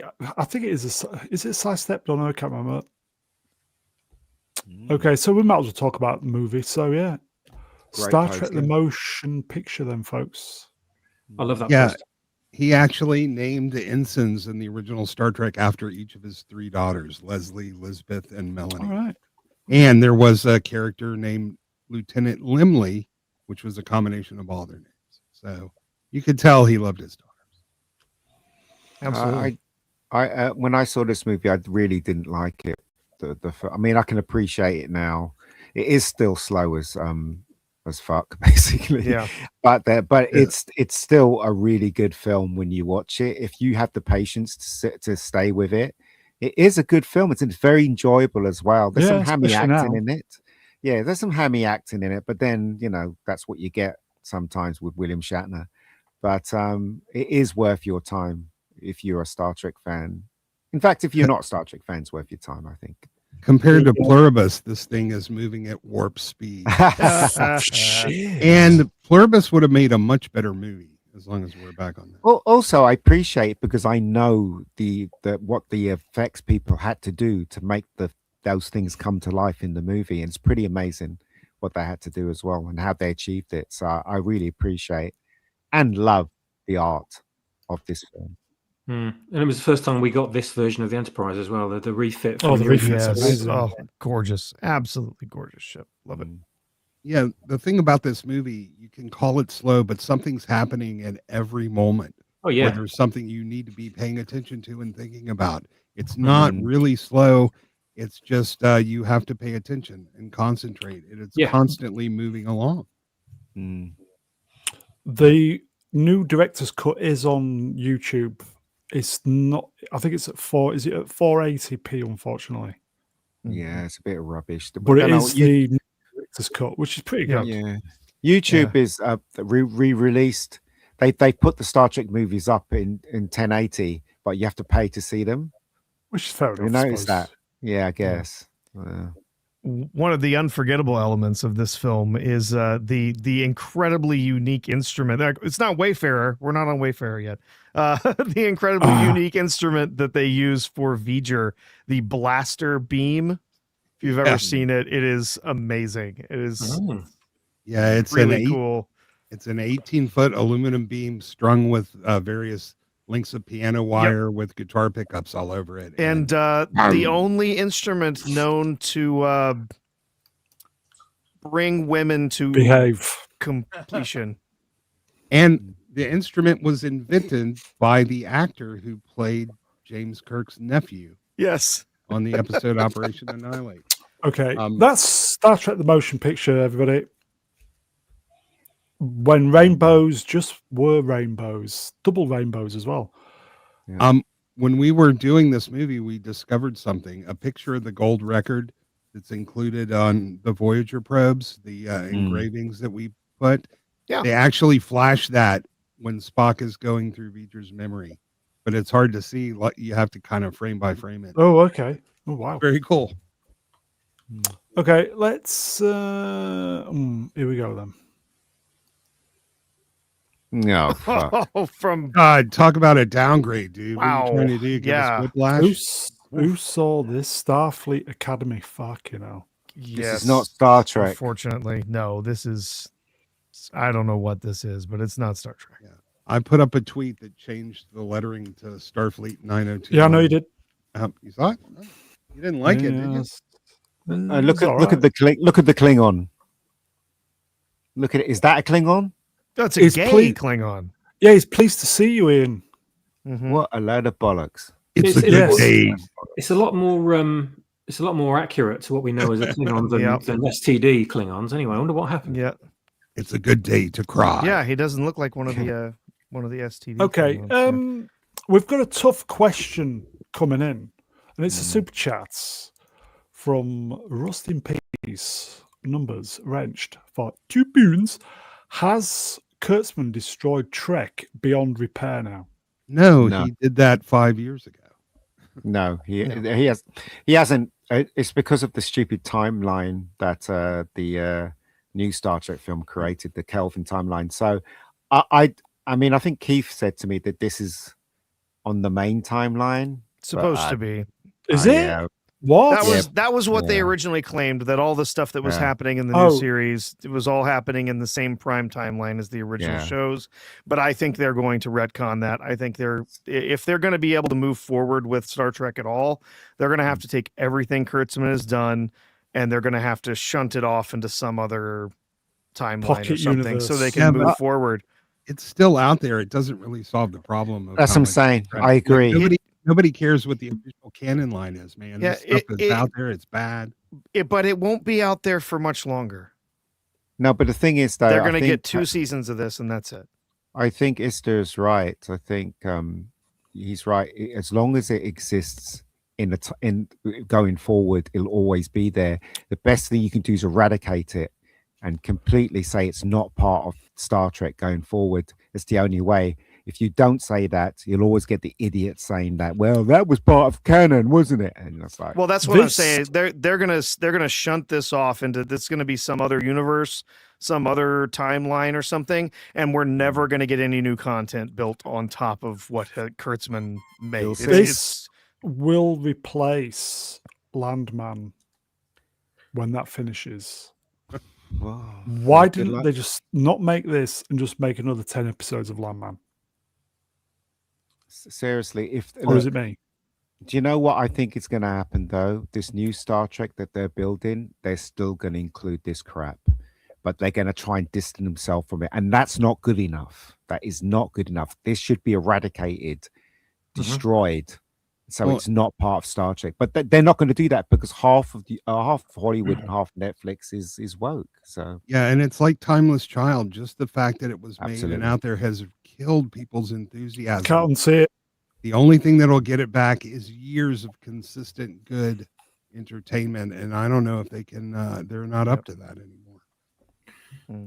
This encapsulates pretty much modern entertainment generally, not just Star Trek. Fat Lobbler's comment, he says, remember when the actress playing Tilly said she was gay even though she was married?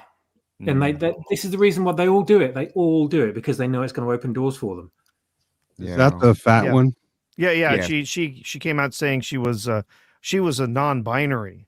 Yeah. What? Because that's the easy way to add yourself into competition in the Victim Olympics without actually doing anything at all. Yeah. You just non-binary. There is a reason why Jason Statham films make money. Because he's not non-binary. That's why. And it's not woke either. And it's a man kicking ass. People want to see that. And the sooner Hollywood realizes that people just want to see old-fashioned stuff, the better it'll be for them. Yeah, I just recently saw Crank, and it was ridiculous. But Crank's fantastic. It was still fun, yeah. And I sat through the whole thing, and it's. I mean, the Beekeeper made a crap load of money. Let's face it. Was fun. Okay, Star Trek can be saved, but it's got to go back onto terrestrial TV. It's got to have 20 episodes a season, 26 episodes maybe.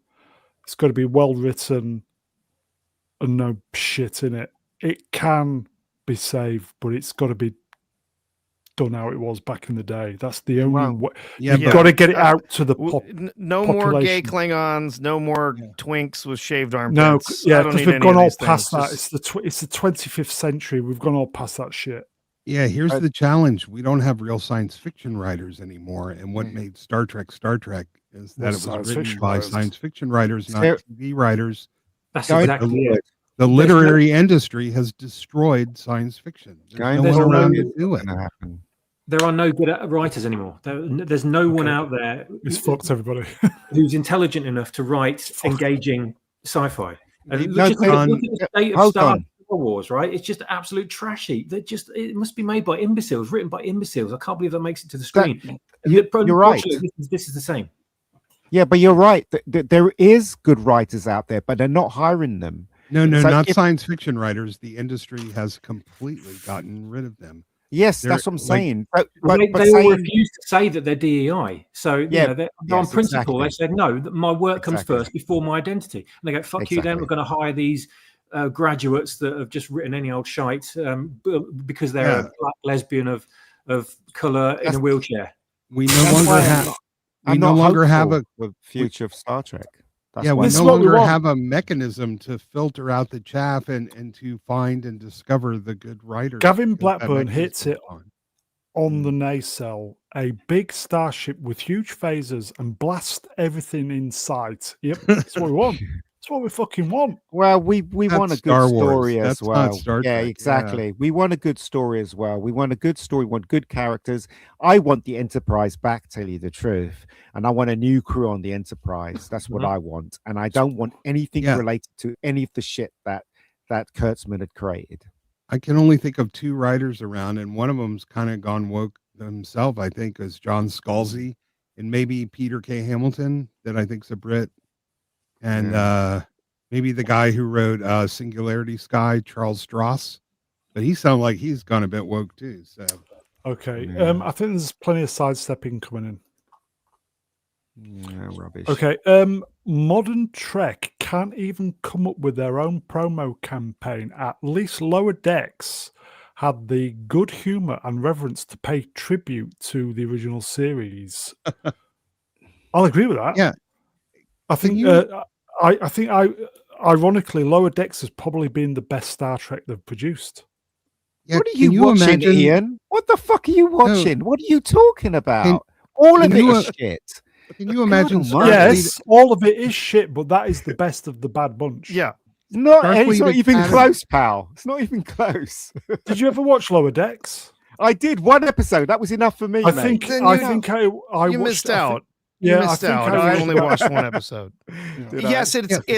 it's 2 seasons. absurd. It is not at all intended to be a serious show. It's meant to be an irreverent, silly comedy, and they do that. It's a Rick and Morty kind of Star Trek Yeah. thing. Yeah, But they- it has they plenty played of Hum. references to classic Trek. In fact, it was really funny. I saw an interview with the guy who made it talking about how he was making his writers go back and watch old episodes of Star Trek Yep. so that they could actually write a show that was reverential of Yep. real Star Trek. Yeah, Yep. it So- still has its problems Yeah, because it all does. the men It are had all idiots the and all the nods. women are girl Yeah, bosses. had all But the listen, nods. Yeah. Starfleet Academy should be like West Point on super steroids, the It should best be. of the best from the entire galaxy. Can you imagine a bunch of guys at West Point laying around in the grass like hippies and taking a picture like this? That is the opposite of what Starfleet Academy is supposed to be. We're supposed to be getting the best of the best space explorers out of Okay. that. I All think you this, need- this is Wink. indicative of exactly who they want their audience to be, isn't it? Yeah, Yeah. good But they point. don't exist. Yeah. They don't exist. Okay. All we need to know, folks, it's going to be dog shit. Just move along. Why we Who keep did talking this? about this? Which silly bastard Hey. did this? This is my first one. Okay, thank you. There you go. God, I don't Move even along. think it's as good as 90210. Yeah, I did another with a speech bubble There where you got, Worf you is got the going, font spot on though, mate. Well done. "It's a good day to cry." Don't you mean die? He's like, "No, cry." Cry. Okay. Yes, fucking bogged. Definitely. Okay. Breaking Avengers Endgame will be re-released in theaters on September 25, 2026. And they should have done Infinity War instead. Jeez, Yeah. they're desperate. Why this and not Infinity War? I don't understand. Or both of them do a Kill Bill. Yeah, you do know? both of them. Yeah. You know what? Show one weekend and the next one the next weekend. Yeah. I think they're just going to do this as a refresher, and I think they're going to completely forget about everything that's come in between this and the new I one. think that's what they want. They want Yeah. you to Yep. forget all about everything Everything. they've made for the Yep. past 6 years. Want you to forget Yep. all about it. Does that mean they're going to airbrush Brie Larson out? I genuinely think it's going to lead straight in or straight from this to the new one. Yep, that's what's happening here. Don't care. Yeah. Don't think they're going to get a lot of interest in this in the theaters. Don't care. Okay, you're not even waving your arms, are you, Ian? No, I just think it's sad. But as I said before, I think something is bigger at play here when it comes to entertainment, right across the board, from separating us Yeesh. for some reason. something or some organization trying to separate people from being with one another, from experience stuff with one another. I don't understand what's Yeah. going on. They want to control you, Ian. Yeah. You're easier to control if they can separate you from everyone else in your life. Mhm. They Yeah. can tell you what to like. They can tell you what not to like. They can tell you what to do.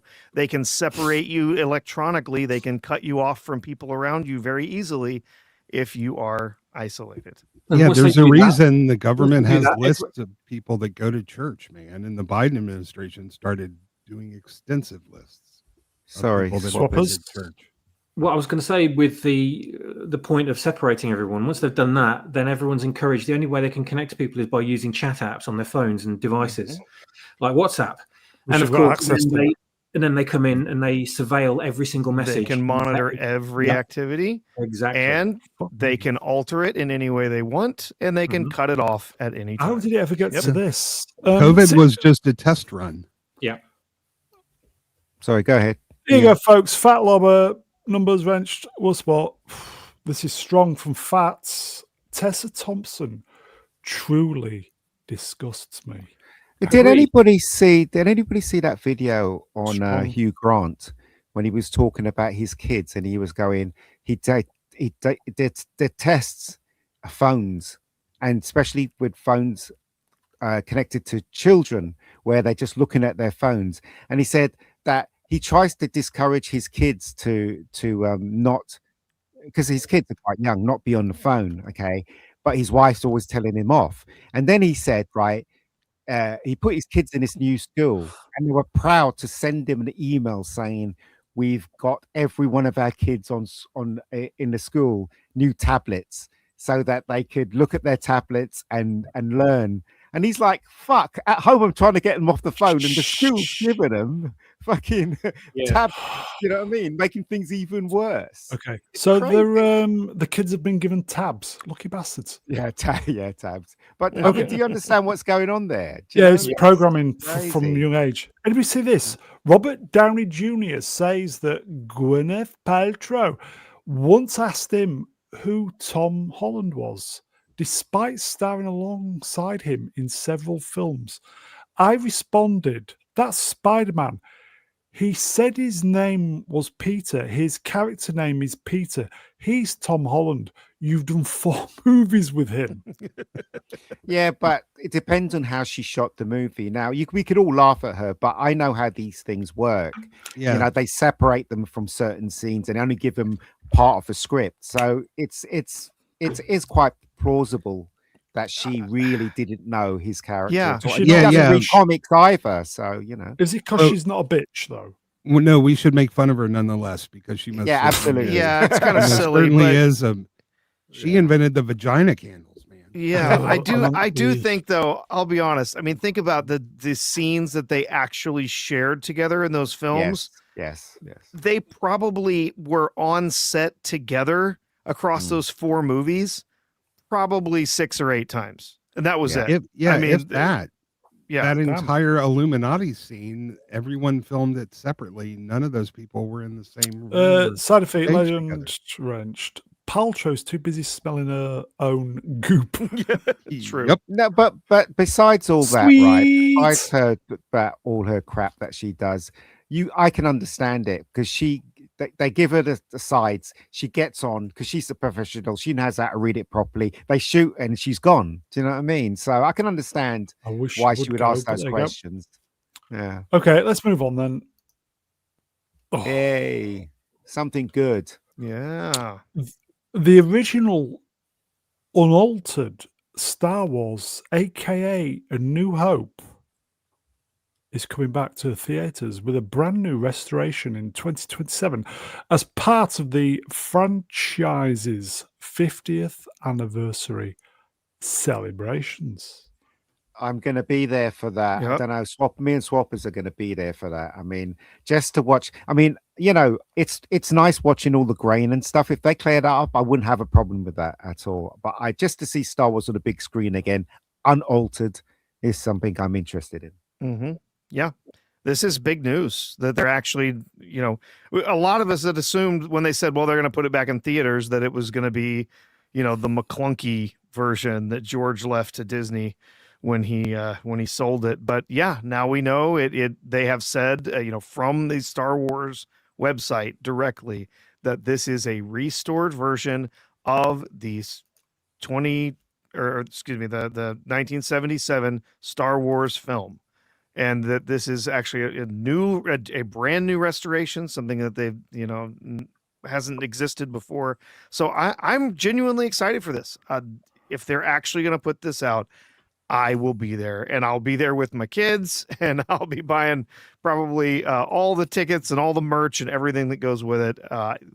This is what we've been asking for a very long time.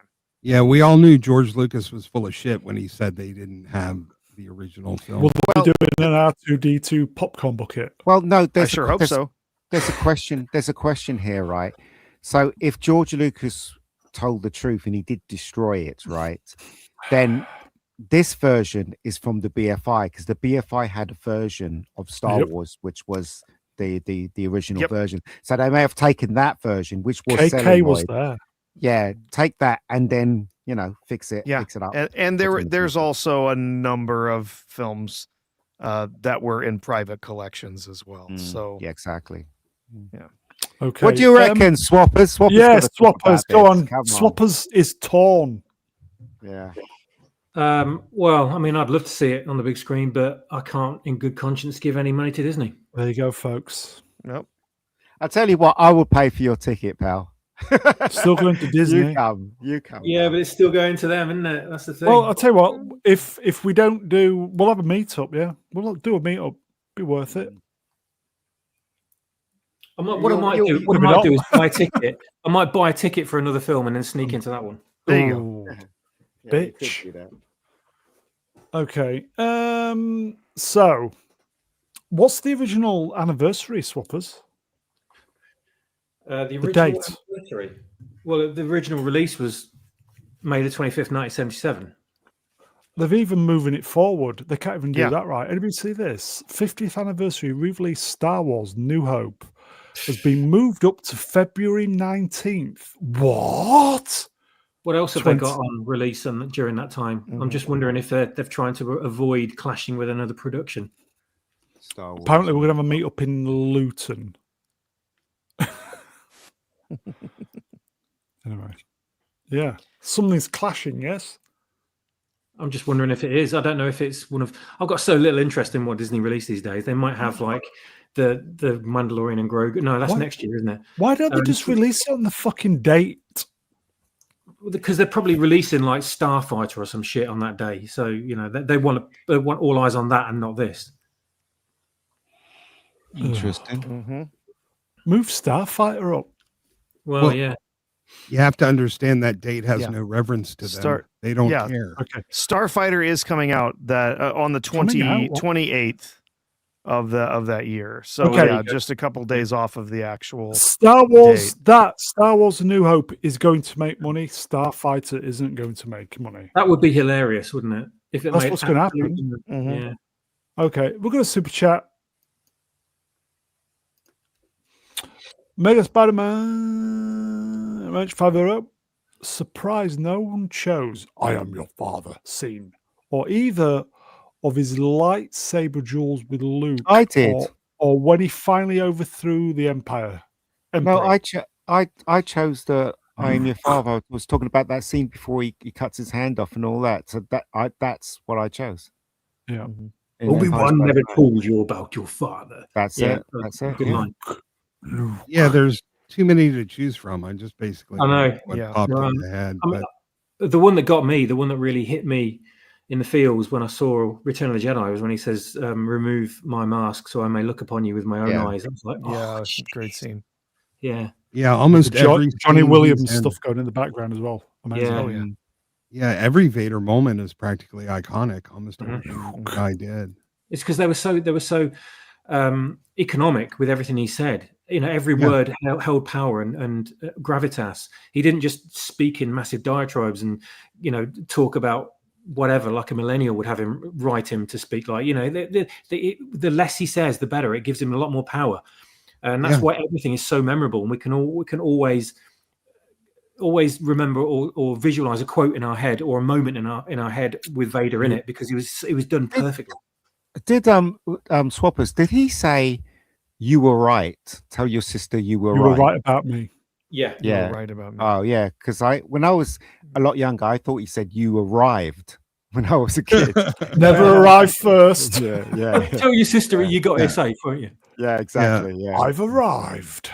And as much as I hate Disney Star Wars, man, that line, I'm a Jedi like my father before me, still Yeah. gives me chills. Mhm. Yeah. It's a good film. It was that really got me, that moment, because he throws his lightsaber away and you think, shit, you're fucking defenseless now. You've got nothing protecting you. What? And in my head, I was like, oh, he's going to go to the Death Star and he's going to kill Vader, and he's going to kill the Emperor, and he's going to own them all and beat the bad guys. And it's like, no, it wasn't about that at all. And it was like a paradigm shifting moment when you realize this isn't about fighting. This isn't about seeing who's the strongest and who's the best at this, that, or the other. It's taking a stand at your principles and being the bigger person, and showing that you're completely invulnerable and defenseless, and allowing nature to take its course. And it did. It's the true spirit of the Jedi, and it's not about fighting. He's like, Yeah. wars not make one great. Exactly. Yeah. Yeah. Yeah. Okay, let's. There's a million slides to do. We'll okay. Oh God. Beverly Hills Cop released 41 years ago today, December 5, 1984. That really did solidify him as a Hollywood star, Eddie Murphy. Yeah. He was very young there, very young. And I was reading the behind the scenes stuff, and he was just making up stuff, especially the bit where he was talking about them being superheroes. And it looks like what's his name? Taggart was cringing, but he wasn't. He was trying not to laugh Yeah. when Eddie Murphy was saying like all that crap. So it is an amazing film when you look back at it. My And I watched it mother again loved it. recently, and Yeah. I still love it. I think it's a great movie. I don't know what you guys think. Yeah, it's a fantastic movie. Yeah, One of my it's a mother's great- favorite. God rest her soul. One of her favorite movies. It still makes me laugh. Yeah, it's a good film. Okay, there's lots to get through, folks. Okay, Oh, me and Ian's favorite. the sci-fi film 2010, the year Love we made this film. contact, was released in theaters today, and that's today, Love this film. 1984. It's a great I movie. think I went to see it opening weekend. So did Fucking I. great movie. It's a So did great I. Movie. It was a huge screen, and those effects still stand up today. Yeah, they They're do. really good. Yeah, really good. It's a great movie. There's that moment that really made me feel queasy and scared. Is the bit where he's on was it Rachel on his computer, and then he stops, and then that thing's behind him, isn't it? You first see the guy, and then you see the space baby thing, and it's just Yeah. really eerie. It's so eerie, and you just It sit is, there. isn't it? I Yeah. know, it's like such a good movie. I remember my local HMV had an original unused rental copy of this for £10, and I thought, fuck it, I'm having it. Mhm. Yeah, Great movie. It Guys, is. if you've not seen 2010, hunt it out. It is a fantastic movie. Also, right, I can honestly truly say that this was better than 2001. Me personally. But anyway, that's just me. Swappers? Sorry, Swappers. Sorry. I like the fact that Hal was redeemed, like someone said Yes. in the comments Yes. as well. Ian, would you like me to sing you a song? No. What?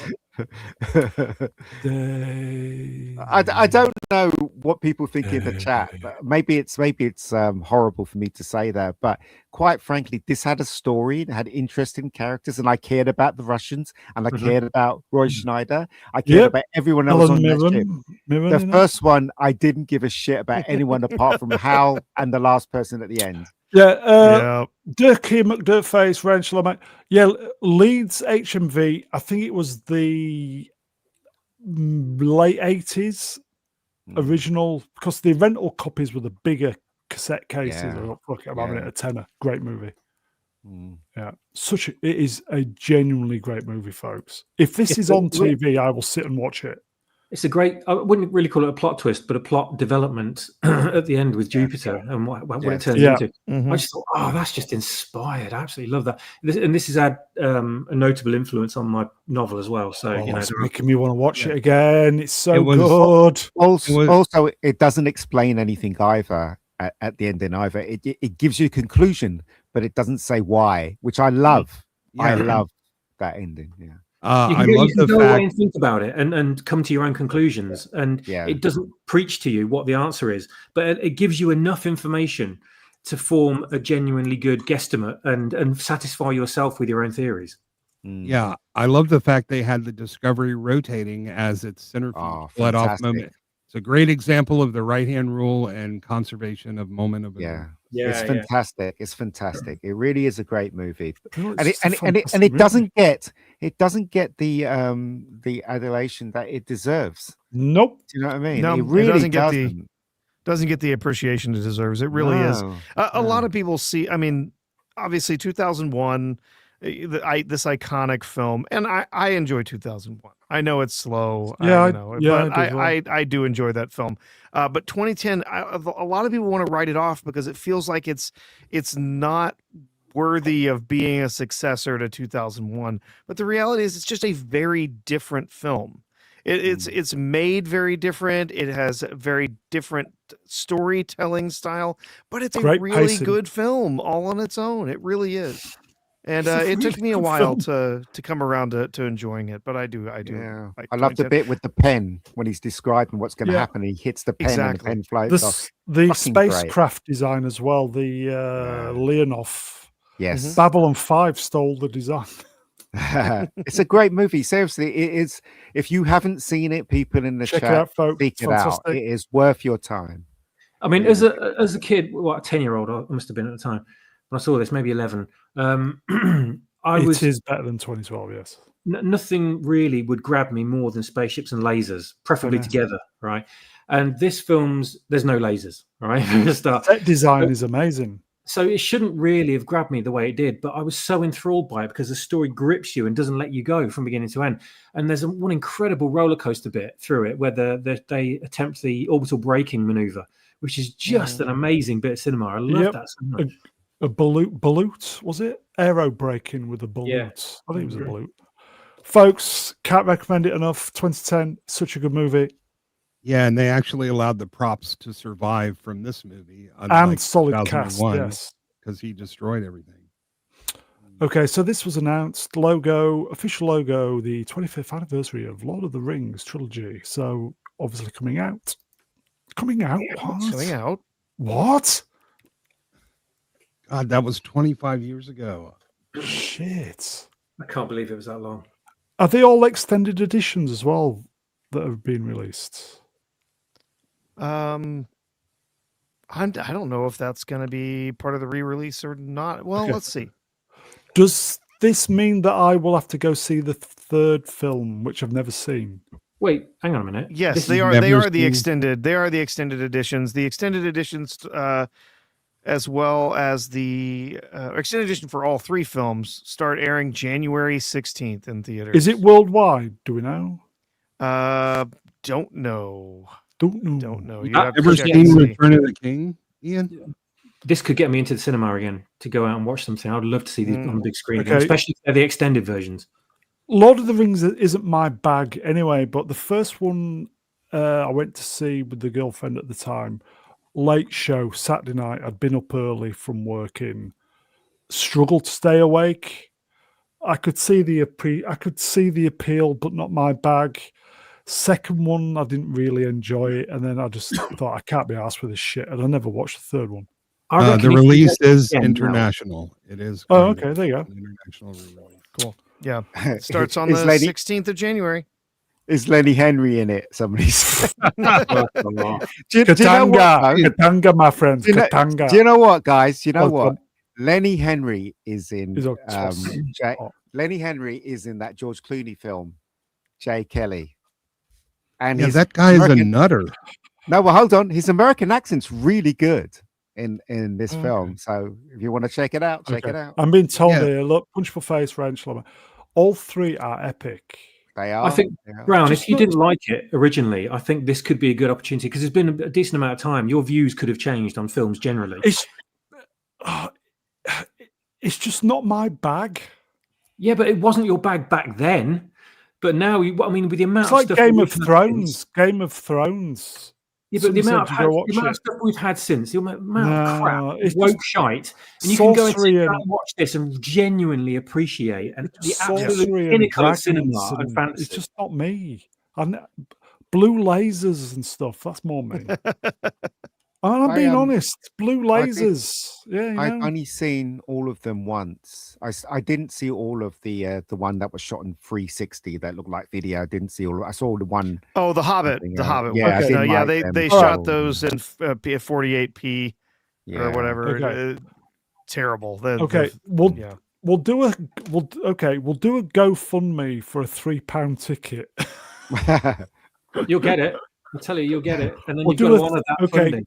GoFundMe for £3 ticket as a joke. That's Okay. Gary Beekler loves this film, doesn't he? Keeps getting on about it. Yeah.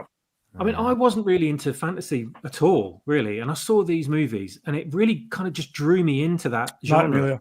Yeah. And I kind of love everything in that realm now as well. Yeah, Night Amelia. And I appreciate why people love it so much because it's like a look into the an alternate reality past of this world, and it's a real kind of coziness to it. There's a real kind of it's difficult to articulate why, but it's like you know, there's a real kind of because it's very oldie worldy, and there's such a coziness to it that you do not get in other films or other genres. And it just locks you in when you're in there, and you get this feel for it, you know, and you just, oh yeah, I really love this now. And then you want to watch the second one, you want to watch the third one, and even more so if they're the extended ones. I'll tell you what got me intrigued first of all with Lord of the Rings was the original animated movie, the Bakshi animated movie, and that had this kind of feel about it as well that kind of attracted me to it, but it never kind of drew me in until I saw these, and then I was sold as soon as I saw the first one. That was it. Okay. I was hooked. Maybe it wasn't the best experience going to watch an 11 p.m. late night showing of like a 3-hour film. Perhaps that might have set the tone for the rest of it. What you got to remember is we're so starved of decent entertainment now, and this is the pinnacle. It doesn't really get much better than this at all. Yeah, it's like Father Brown with magic. And so you should really watch it, Brown, because there's just nothing that compares. It's so great. There's nothing that compares. And if you're complaining about if you're complaining about like the lack of decent entertainment out there, then you owe it to yourself to watch these. I genuinely am looking forward to Avatar, though, even though everybody says it's shit. This may be the last true, pure British thing that ever gets made. Like I said, Father Brown with magic and horses and battles. No relation, obviously. Okay, I'll think about it. No. New Men in Black movie in the works. Will Smith is eyeing to return. He won't commit to anything until reading script. It's been written by Bad Boys for Life writer Chris Bummer. Bummer? There's bumming in this? Okay, I'm definitely going there. Chris Bummer. I think there'll be some pegging and cucking in this at least. Okay. Possibly with this. But it's going to have, what's his face? Who's the grumpy old bastard? Tommy Jones. Yeah, Tommy Lee Jones. Is he still alive? Don't know. Yeah, he's still alive. He's still alive. Yeah, he's very old, though. he's getting up there. Yeah, I'm not sure he could be in this, and they'd have to de-age him or something. Okay, I've got a quick super chat. Here we go. Dutch Gradient, $10. Hello, my friend. Hail panel. This isn't out yet in the UK, is it? I highly recommend Fackham Hall. Hilarious film, great cast. The gags are airplane level and tons of visual jokes like The Simpsons does. The plot is predictable but still good. See it. I wonder if it's better than the recent Naked Gun continuation. Maybe. Is that out this week then in the UK? Do we know? I don't know. I'd be tempted to go and watch this. Yeah, it this looks funnier than Naked. funny. Yeah, this looks funnier than the new Naked Gun. Yeah. From the trailer, anyway. Jimmy Carr and his crew are behind all this, apparently. Price got to see Fackham Hall early. Is he good? You can go watch. Price his doesn't review. have a sense You of can go humor, watch though, his does he? review of it and see. Okay. Okay. I Oh, will be going to do that. Okay. So we're gonna get a new Chris Rock movie, Rush Hour, and a new Will Smith movie, Men in Black, coming out at the same time, and one of them's gonna slap. More sequels. I guess everyone's forgotten about the terrible previous Men in Black movie, right? Yeah, didn't it kind of tank? Yeah. That was international, wasn't it? Dutch Yeah. Gradient. It released here this weekend, unrelated to Naked Gun. Okay. Shall we? Here you go. Who saw this? Jonathan E. Steinberg and Dan Schatz, Percy Jackson, confirmed that they are developing a live-action Power Rangers series for Disney Plus. I know one member in the chat that's going to be extremely happy about this. Hence why I did the still. Yeah. Or will Donnie, he? are you happy? Are you still Well, it's here? Disney. It's Disney Plus, so we know that there'll be a man wearing the pink Ranger Yeah. outfit, and at least one of the other members will be, well, Non-binary. Okay, Yeah, no, but something. will they change the? I think he's gone. Will it change all the suits to be rainbow? Well, they are rainbow, aren't they? Well, Well, apart not from the quite. black one. No, not quite. Oh, yeah. well, they, so what I'm saying is they'll get rid of the black one. They need a No, that'd be racist. yeah, they definitely You're not won't allowed be a White Ranger anymore. Yeah, there won't be a White Ranger, that's for sure. Yeah. Or if there is, he won't last very long on screen. He'll be the bad guy. Okay. Secret why comedy. though? Donnie's fucked off. Yeah, but why though? Why Don't bring this know. back? Why bring it back? Just for Donnie, I think. Honestly, it's not really bringing it back. It's never really left. It's just That's another. fine. There's just one more Power Rangers series. There's a lot of fans out there. Okay. Yep. Wayfarer, we are running late, mate. Sorry, mate. Okay. We'll try and blast through the rest of all this stuff. Mm. Okay. DiCaprio Heat 2. Are we interested? Yes, no? No. No. Okay. Mm. Callum Turner is rumored to be Denis Villeneuve's top choice to play James Bond in the next 007 film. This guy's ugly.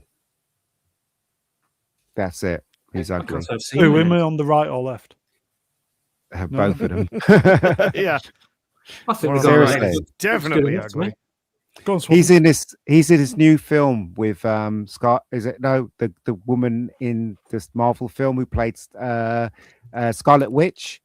He's in Yeah. this new Oh, film Elizabeth called Olsen. Eternity or something like that. Yeah, he's in that Afterlife. And Whatever. he's film, yeah. he's ugly. Sorry, he's ugly. He He was doesn't- not bad in Masters of the Air, to be fair.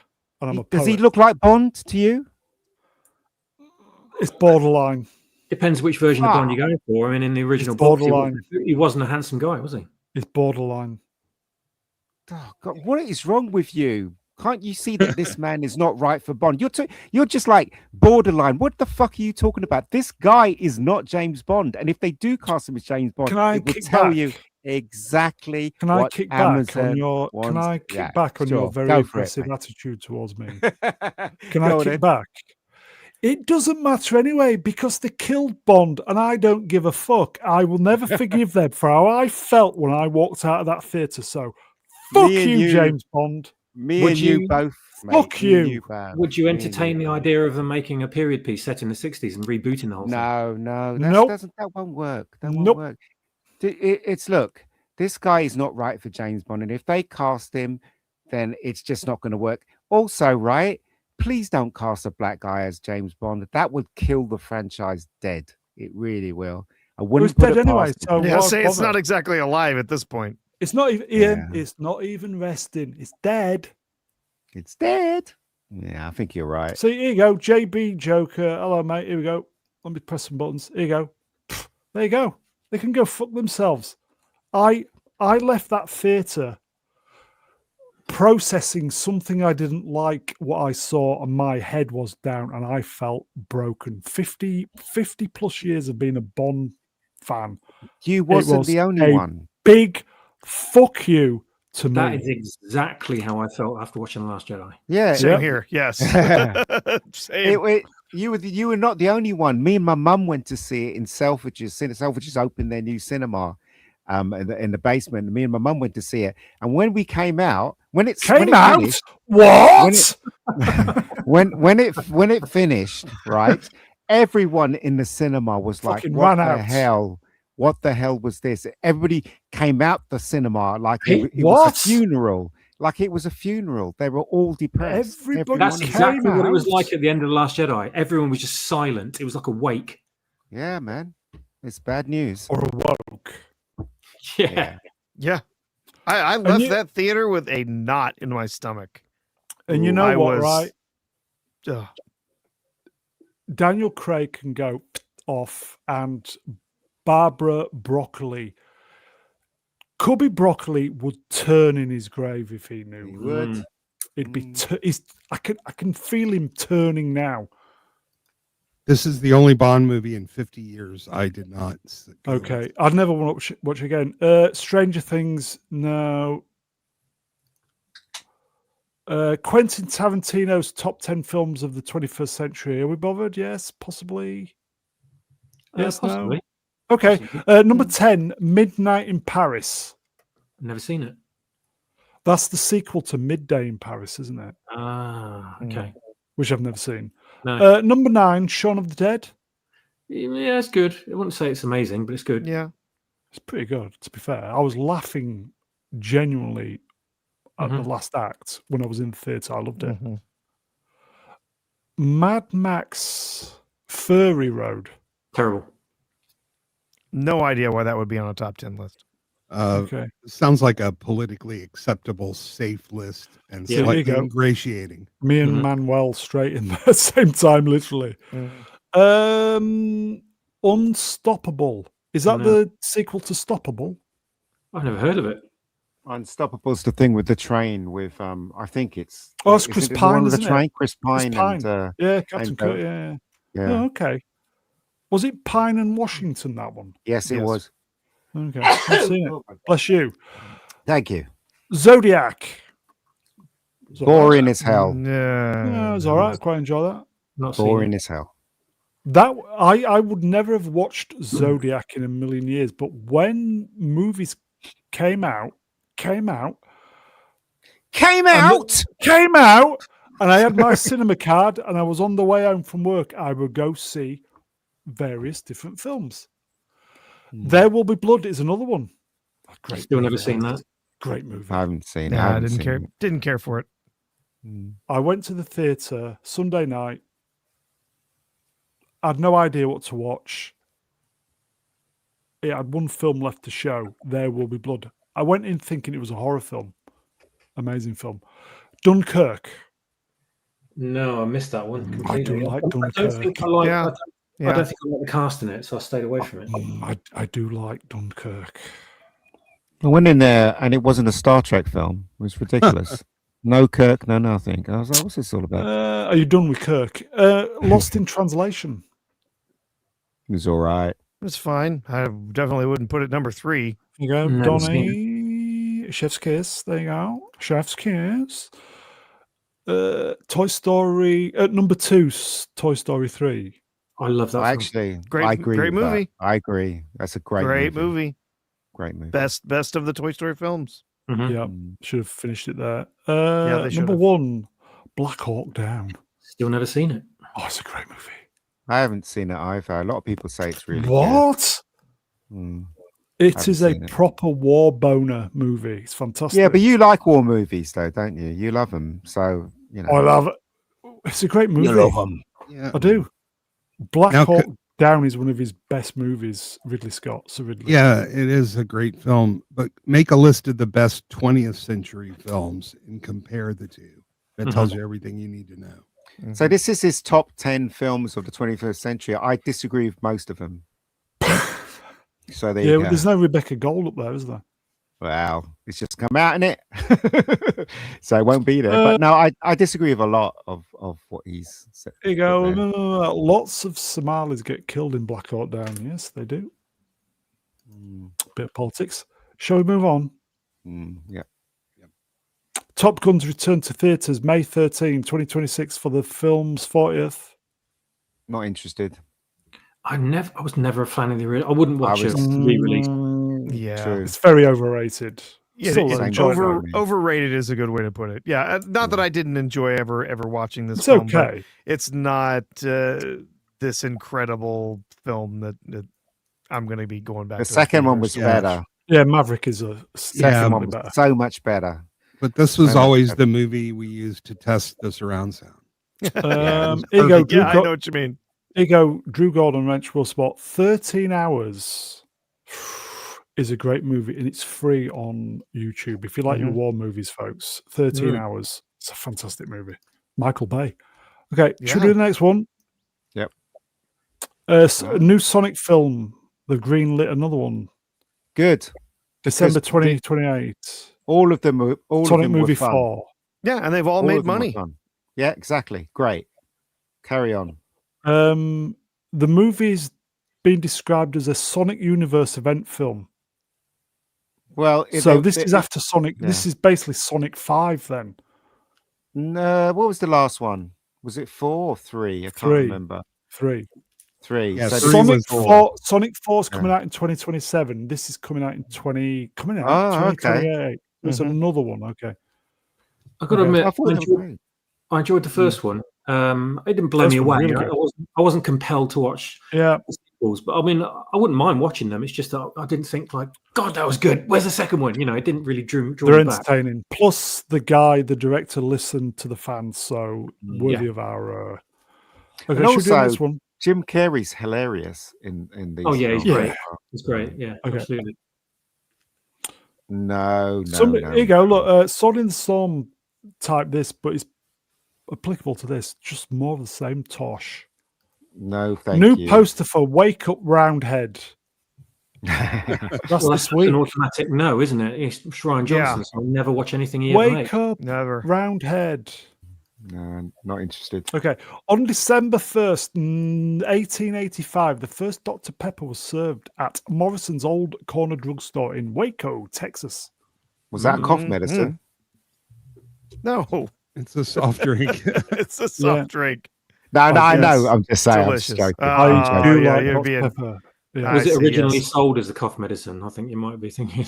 Well, a lot of what we would today think of as soft drinks were sold as medicinal something. Mm. I mean, Coca-Cola originally was Fantastic. a medicinal Yeah, back when it had tonic cocaine thing. in it. Couldn't it get was enough of it. medicinal. Yeah. Pepsi, same way, it was a medicinal tonic. Well, Yeah. Dr. Pepper does taste a little bit, medicine. Marzipan. It's Yeah. got prune juice in it. It's And, basically yeah, it's spiced prune juice. It It's- is but I love it. I love it. Yeah, I do. It's one of my favorite.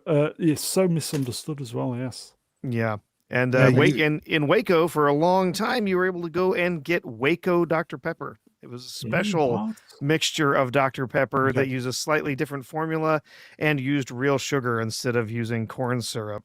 And it was Okay. fantastic. I don't drink many soft drinks, but there is a couple of cans of Dr. Pepper in the fridge. Okay. Yeah, Stay away you'll, from that syrup, folks.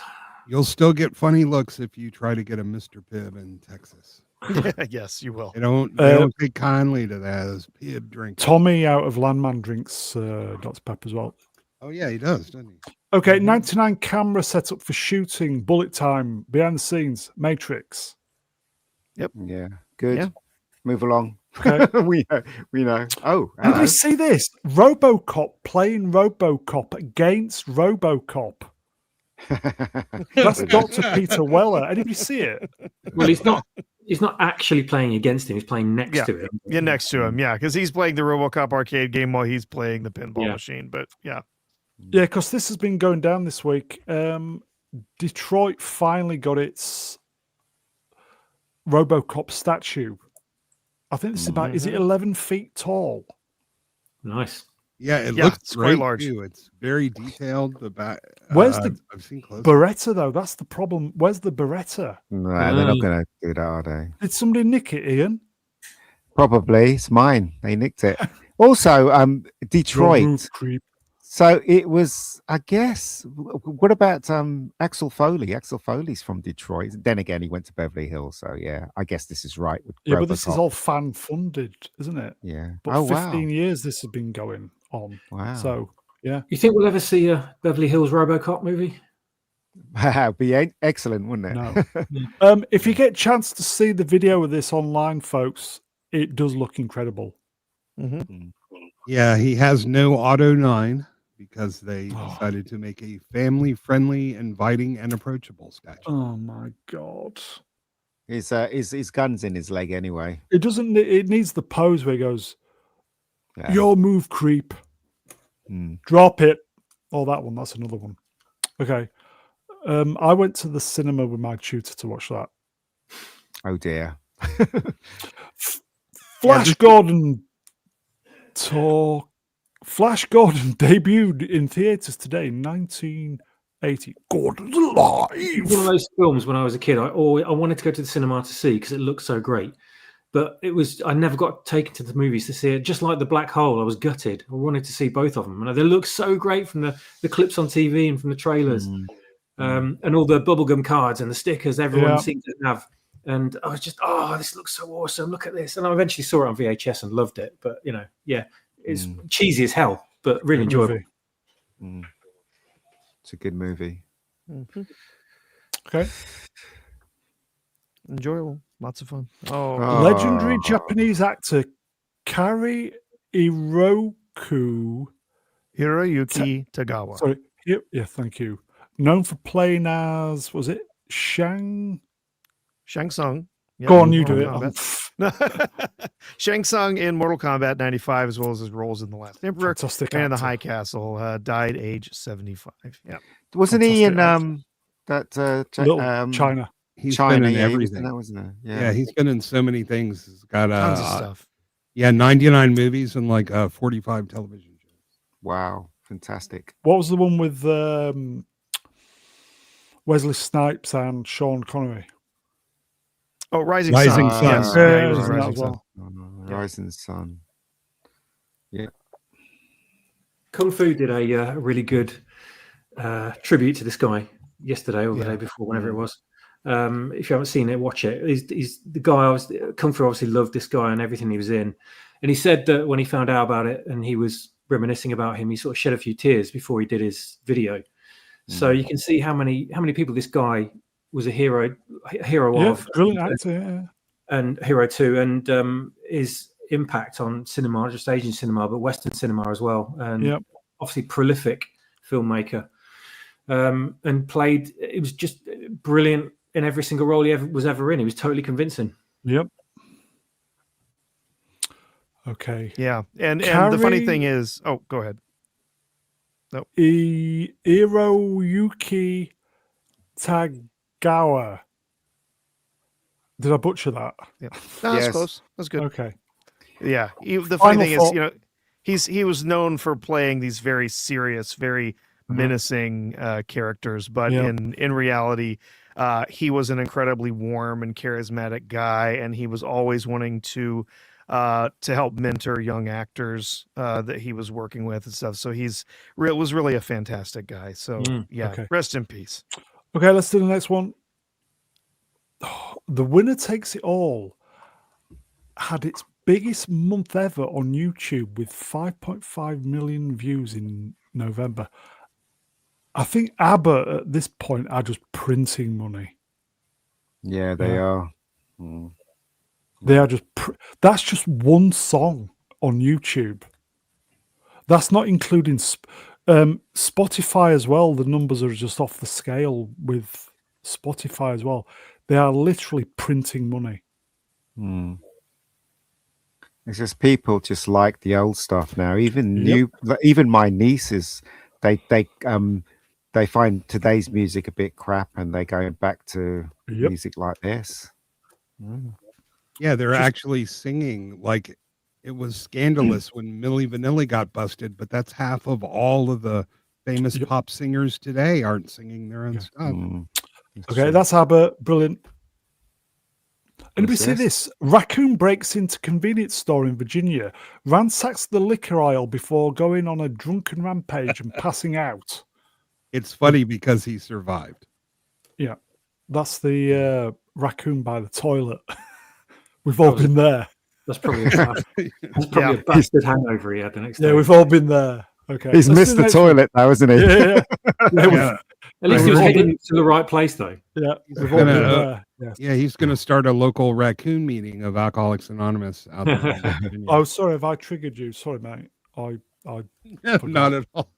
I would laugh my ass off if someone showed up Okay, with a raccoon. designer behind Jaguar's woke rebrand gets escorted out from office and leaves the company amid the car maker suffering huge slumps in sales. Chief Creative Officer Gary McGovern, who was behind the automaker's Copy Nothing rebrand, has permanently left the company and was escorted from the office by staff, according to two sources close to him. Yeah. If only somebody saw this coming. Coming? Anybody? What? Nobody. Yeah, they just didn't fire a man. They had to walk him out. They had to lay off 500. We covered this before, but 500 employees got laid off because of the sales. I hope this is true. It is true. It's true. Yep. Yeah. It's been reported in a few different places. So, Okay. Yeah. of course, this is standard. If you know anything about corporate businesses, being escorted out of the building is standard procedure if you are terminated. So it's not that big a deal. But I still don't funny. think it helps Still as well funny. because Jaguar are going all electric and nobody wants electric. Yeah, but normally at that executive level, you would be exploring another opportunity, Yeah. not actually literally escorted out of the building. Okay, let's move on. Wait. Is it Greta? How dare you? You ready Everybody? that time? His finger was over the button. Okay. I think it's a double binning. Is it Shooty? No, what is Shooty up to nowadays? Who cares? He was looking for No, Greta. it's Why not. is no one keeping tabs on him? Why aren't we following his life? Why aren't Acid we tabs. up to date? It's not FIFA, but yeah, God, that was awful. That the FIFA draw for the World Cup.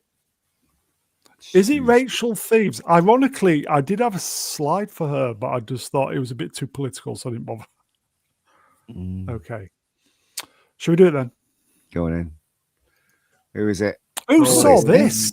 Oh my The God. new Sound of Music production in London, and it looks like Captain Von Trapp liked to spread himself around a bit. Who saw He's this? so sowing those wild oats. Yes. But how did they explain it in the show? Set Then in how World did they War explain it? II. Look at that. How did they explain it Don't know. in the play? See, this is the Probably don't. stupidity that I just don't understand from so-called artists and actors. Why are they allowing this? It's so stupid. We know why. It they're- really is. Go on, why? It's well, aside from forced representation, it's all to brainwash and gaslight the audience, isn't it, into believing this is how society is and how it was back then as well. Completely trying to rewrite history and force people to accept this, whatever you call it. This, I don't know what the proper word Rubbish. is these days, but of course, Well, yeah, it's rubbish. But I mean, I'll be honest. I'm kind of surprised the two oldest girls aren't in hijab. Yeah, it's called predictive. Ooh, I'm not touching that one. give them It's called time. predictive programming, and I just wonder how many diverse Nazi officers they're going to have in this. Mm. Indeed, yeah, that would be interesting to see, wouldn't it? I know Manuel lives in Germany. There you go. Well, it does represent modern Germany. Well, it's like going to see a Tina Turner play, and then the person playing Tina Turner is white. Yeah, or You know Asian. what I mean? It's just all it just doesn't make any sense. Well, People, If are it- people that if- stupid? If she was played by Asian, would it be Tina Turner? Maybe. Welcome to Casual Racism on Casual Racism.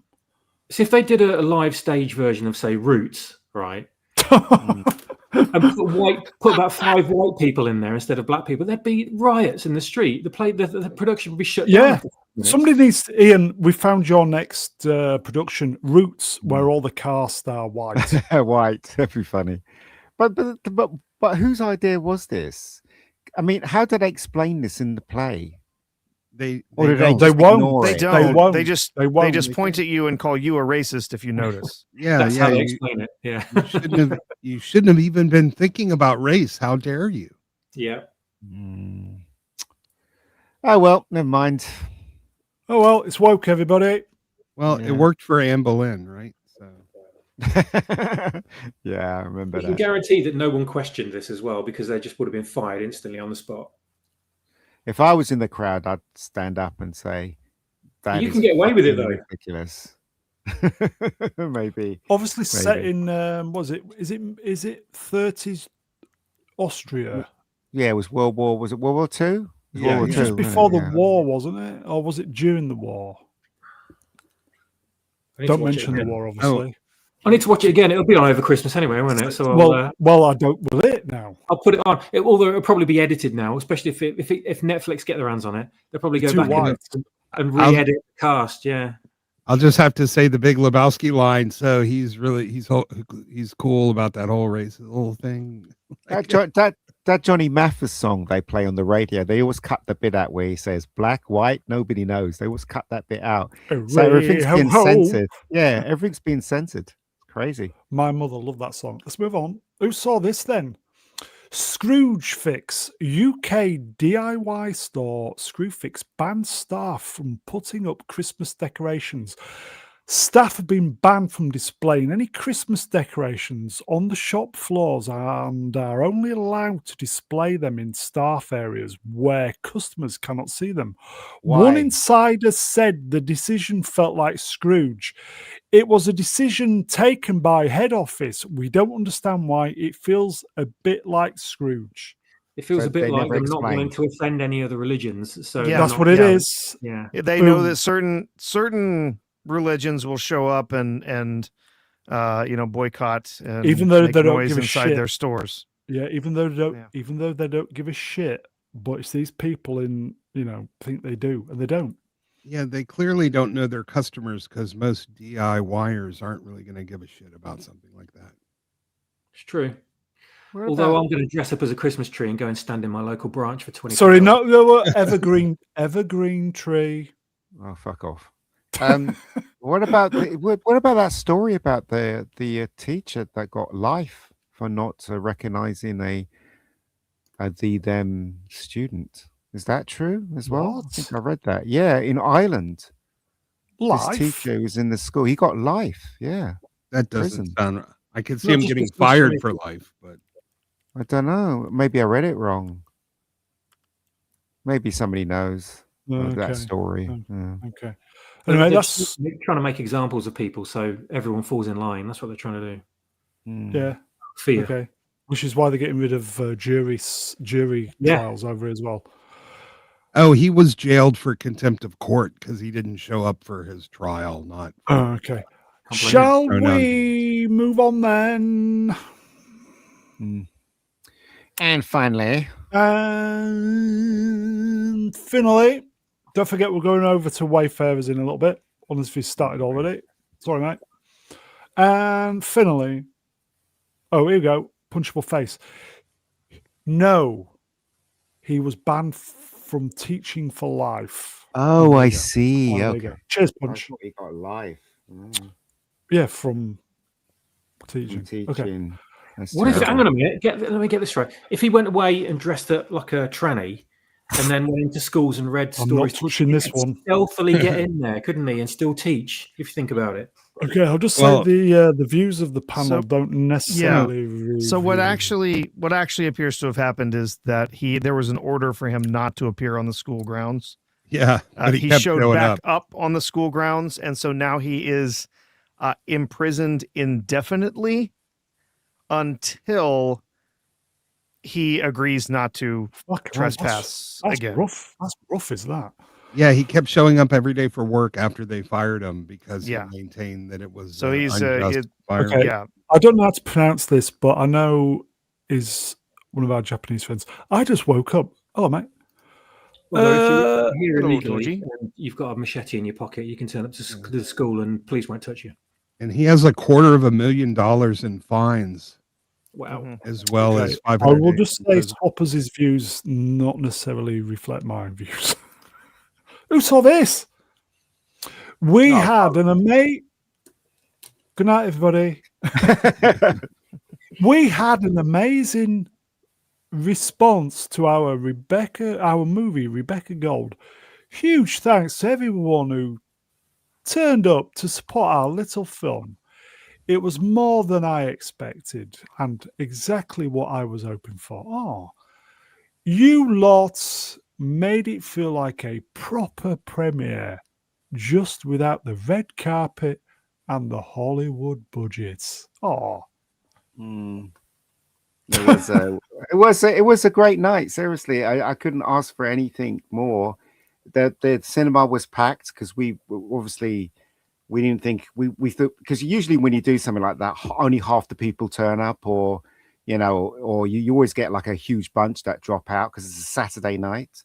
yeah. But like I think 2 people dropped out, and it was packed. The cinema was packed, and Okay. and when it Question. played, sorry, go ahead. Is there any Question. bumming in it? No. No. No. Sorry. Oh, Manuel wrote Ohio gozaimasu, which means good morning. Good morning. Did you What's the feel question? appreciated? I did actually. A lot of people look. You can always tell people when they don't like your film. First of all, when the film plays, it's all silent and nobody says anything, and then the film ends and everybody groans as they get up. Well, Yeah. with my film, they laughed at almost every joke, which was really cool.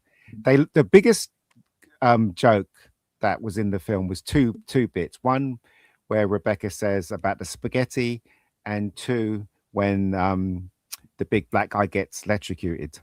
So those that was 2 good. got the biggest laughs Yeah. in the film. But everyone, barring one person, everyone enjoyed the film. Obviously, people have little bits that they didn't, that they had a problem with, but everyone enjoyed the film, and that was great. It was There you go. it was a great feeling. Manuel says get the cast on stream, Brew. Yeah, you should. Yeah, absolutely. Yeah, I should. Yeah, You want to be on Drinker though, don't you? well, yeah, if Drinker can help me, but it's up to him really. I'll Okay. ask him. I'll ask Mr. Drinker. Go on, help Ian out. Go on, please, as a favour because to me. if he does, then the when he does, after that's finished, I will release it for a week so that people can see it, and then I'm going to pull it because there's distributors after it. Are you going to thank? Do you know what? Everybody who's in the chat now, Yeah, they've been at the beginning of this, so yeah.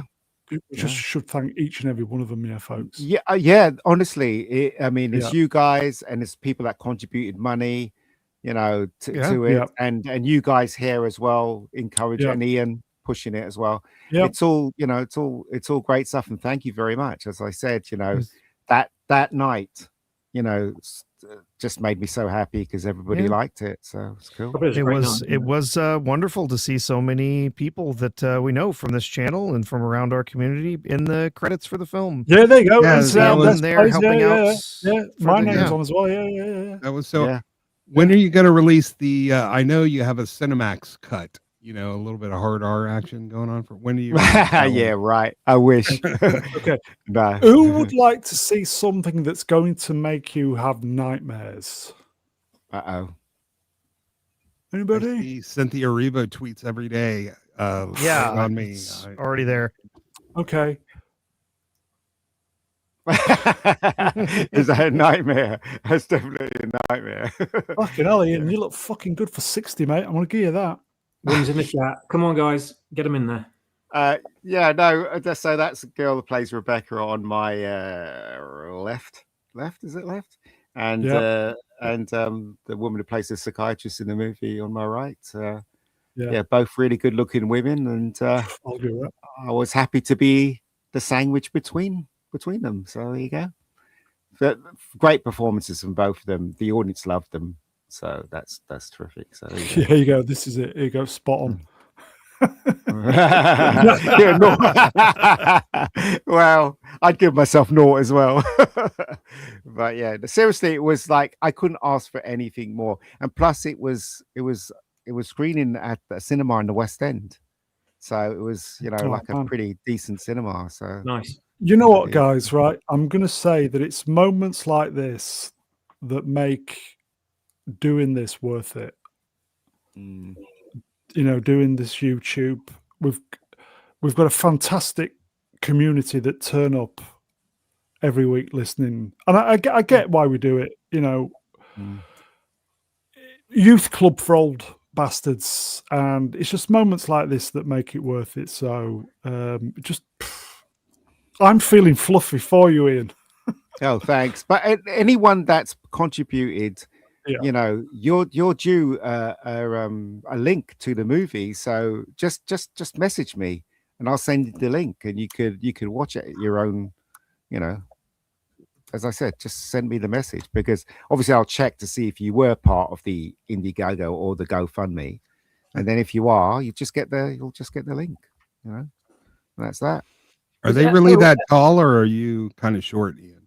There's a shot ass. I'm taller than Ella, but Susie, who's the one on my right, she's taller than me and Ella. So I'm not short. Well, not. I'm sure. I was just, not. You stand tall on this channel, Ian. yeah, I was Thank just you very asking. much. Yeah.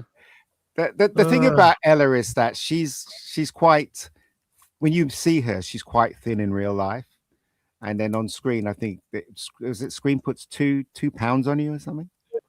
So, but she has to be like, she's a model as well, so she has to be like that. But yeah, interesting stuff. It was a great night. People should have been there. How did you feel about playing an action role? You know what, right? Seriously, what pleased me more is that when I was shooting it, people were questioning me, especially the actors. Not so much Ella, though. Other actors were like, this doesn't make any sense. Why is she saying this? Why is she saying that? And stuff like that. And then when they saw the film, they knew that I was right all along about those lines and stuff like that. So which is interesting. Keith is the only one that got all the jokes in the film.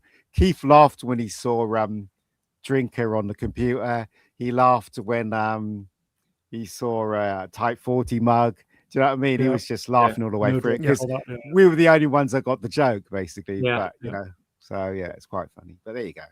Very pleased. Very pleased. There you go, folks. And I had absolutely no problem with Ella taking over the role of Rebecca versus, you know, with that change.